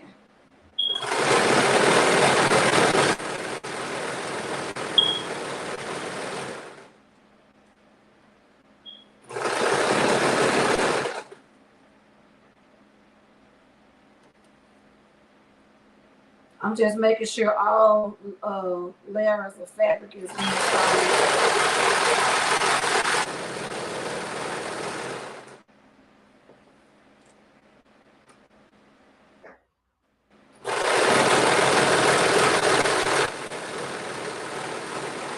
Did y'all make something tonight? Who made something? Did you guys sew anything or did you make any other crafts tonight? It's Valentine's Day on Monday, so I know y'all had to be making something.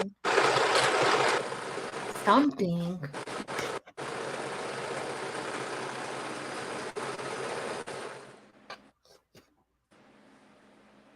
And that's how you make a flare skirt in 5 minutes or 10 minutes or however long it's been.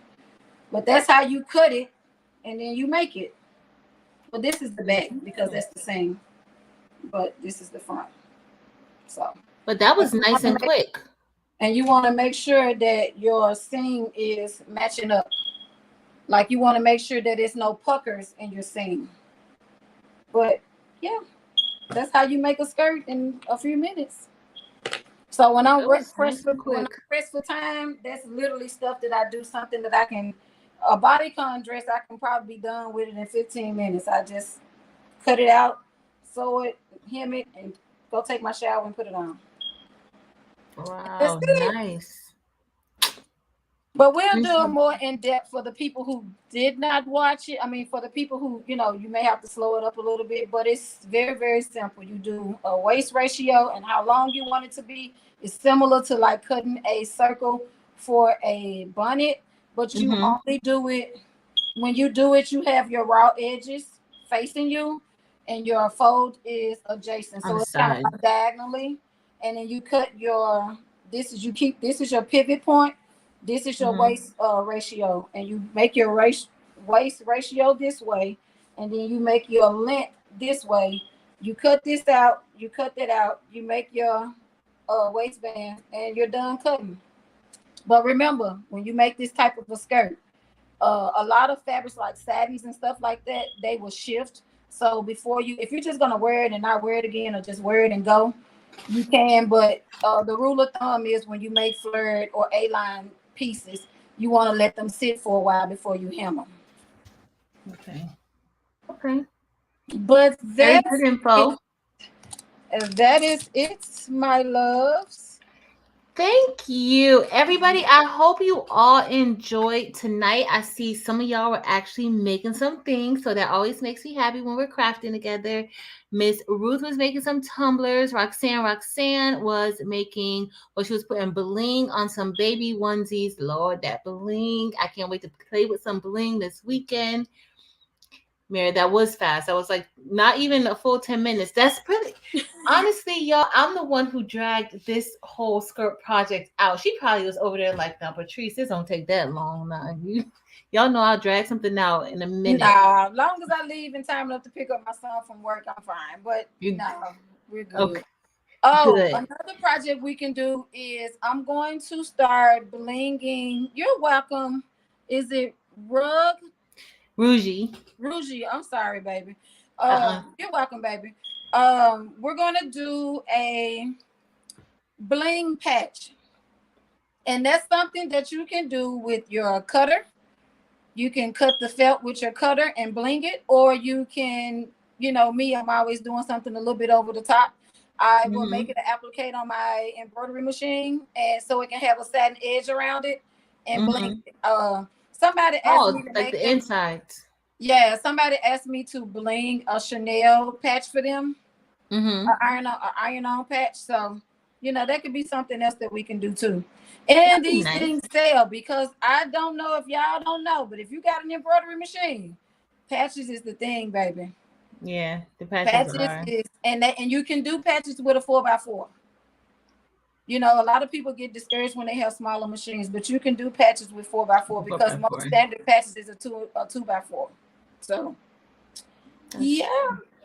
And Miss Pam made a mask for her daughter. Dimps was over there designing and sublimating some mugs. Ruth said, awesome job, Sharon. You're welcome. Miss Joanne said, nice, Miss Joanne. No? Thank you. And happy birthday, Laverne. Happy birthday. Happy birthday, Laverne. Dim said that was a nice skirt. Natasha said, awesome job. Anyone? Ruth, I haven't even touched the Cricut today, which I planned on doing it, but I'll probably wait until tomorrow. But thanks, y'all. Martha, hey, boo. Awesome tutorial. I love it. I love it. Sonia said she'll be calling me for... I would want you to make a skirt over there, honey. Because you be over there crafting. She be over there crafting all kinds of stuff. She do all types of things. I seen her make her bonnet, and she was getting frustrated. And I was like, you, because I was watching her tutorial. It seemed like she was getting frustrated making the bonnet. So I ain't gonna do this no more. See, now you ought to make a skirt. She gonna do it again. Don't worry. One day, one live, she gonna have to do it with us. She gonna have to sew something.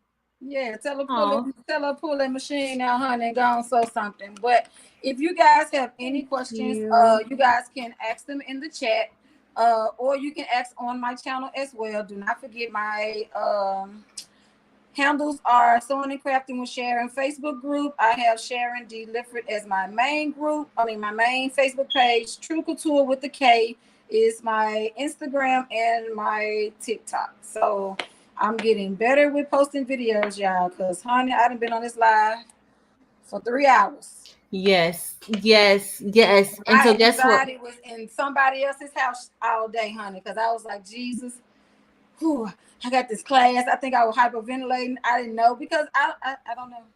And you made it. You made it through. You were fabulous, and you were very patient with me, who's a newbie. So I mean, you can definitely start going live on your page. You just have to show me how, because when I clicked the button, it just told me I couldn't. No, you can. So if you go through like StreamYard, like this app, you can. But if you try to go live on, but you have how many subscribers do you have? You have almost like 500. I think you could have to go.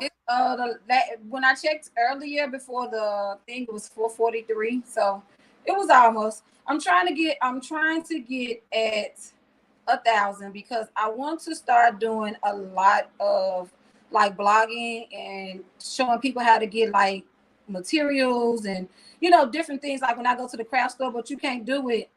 You can't go live, I just have to be a video. So yeah, you have to do it. I gotta see. I don't know. Because I know a lot of people who go live and they don't have 1,000 subscribers. So there's a way. I think StreamYard. If you go through the StreamYard app, which they have a free portion of it. So if you go through the StreamYard app, you can go through. You can do lives. Okay. But you can't go. I don't think you can go directly on YouTube. So let's say how now you did the StreamYard. Once you add your YouTube page to StreamYard, then you should be able to go live. Okay. If I'm wrong, somebody tell me. Josie, you know. I don't know anything. I don't know nothing. Thanks, Evie. Girl, you see your girl over here sewing skirts and stuff. Like, I told y'all I was a professional seamstress, and nobody believed me. Nobody believed that I was a professional seamstress, and now guess what? I am. And Eve, that's why I did the flare skirt, because you said that you didn't want to do, you didn't like pencil skirts. So that's why I did the flare skirt, because, people who are not really into pencil skirts, that's another alternative. And it doesn't take long to make. Like, y'all be blinging stuff. If y'all can bling something for 11 hours, y'all can make outfits. Because if it take me more than 30 minutes to make an outfit, I'm upset about it. Okay. I'm upset about it. But so are you upset because it took us 3 hours to make? No, I was teaching you. Okay, good. I was teaching you, but this is me. I've made a whole outfit in 10 minutes. I've made 15 outfits in 5 hours for a photo shoot. See. So, and that was there was a Christmas shoot that I did, and that was just the Christmas dresses that we all were wearing. I made other stuff before that, but in 5 hours I made 15 dresses. So Wow. when I make something and it take me forever to make it, excuse my French, that's how I go in the effort pile. That's how we get in the effort box, because it be taking me too long, girl. I be like, because I mean, like I said, I've made a bodycon dress in 10 minutes, and in the 11th minute, I was turning the water on to go get in the shower. So, not that it's a race for me, but if it's something simple, then yes. But if it's like a duster or something that I have to keep ironing, then that's different. Mm-hmm. Something that I'm just gonna go somewhere quickly and I'm throwing on a dress, yes, I want 30 minutes top. I don't want all that time, because I ain't got time for that. So Dim said that you're at 464 now. Oh, wonderful. That's amazing. Sharon says that she needs help learning how to use her serger. Ruth okay, well maybe we can do a live and thread our sergers together. Ruth said, well, I'm gonna have to invite Miss Joanne, because Miss Joanne first promised me that she was gonna help me do my serger. So I've been putting her off and off and off. So Miss Joanne may have to be a part of our situation, because she promised me, and I'm such a chicken and I'm such a wimp, y'all. And this serger is literally over here in the corner, over here in the back. People get intimidated by the serger because they don't want to rethread it. It's literally simple, and that's why a lot of times started the video, I showed you guys the dials, because that is important.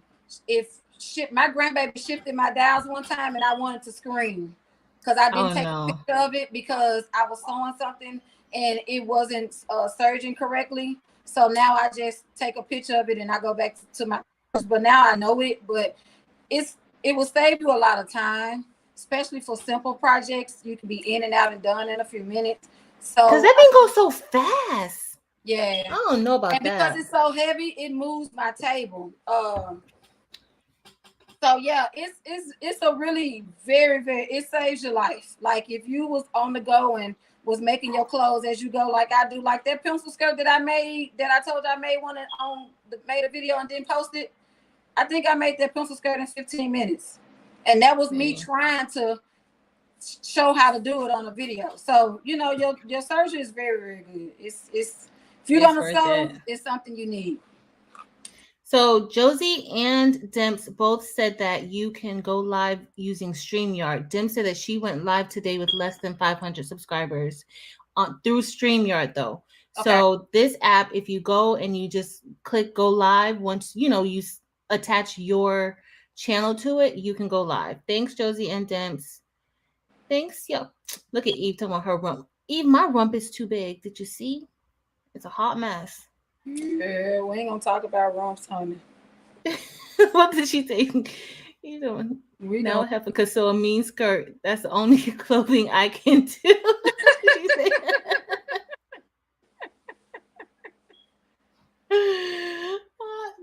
Hot mess.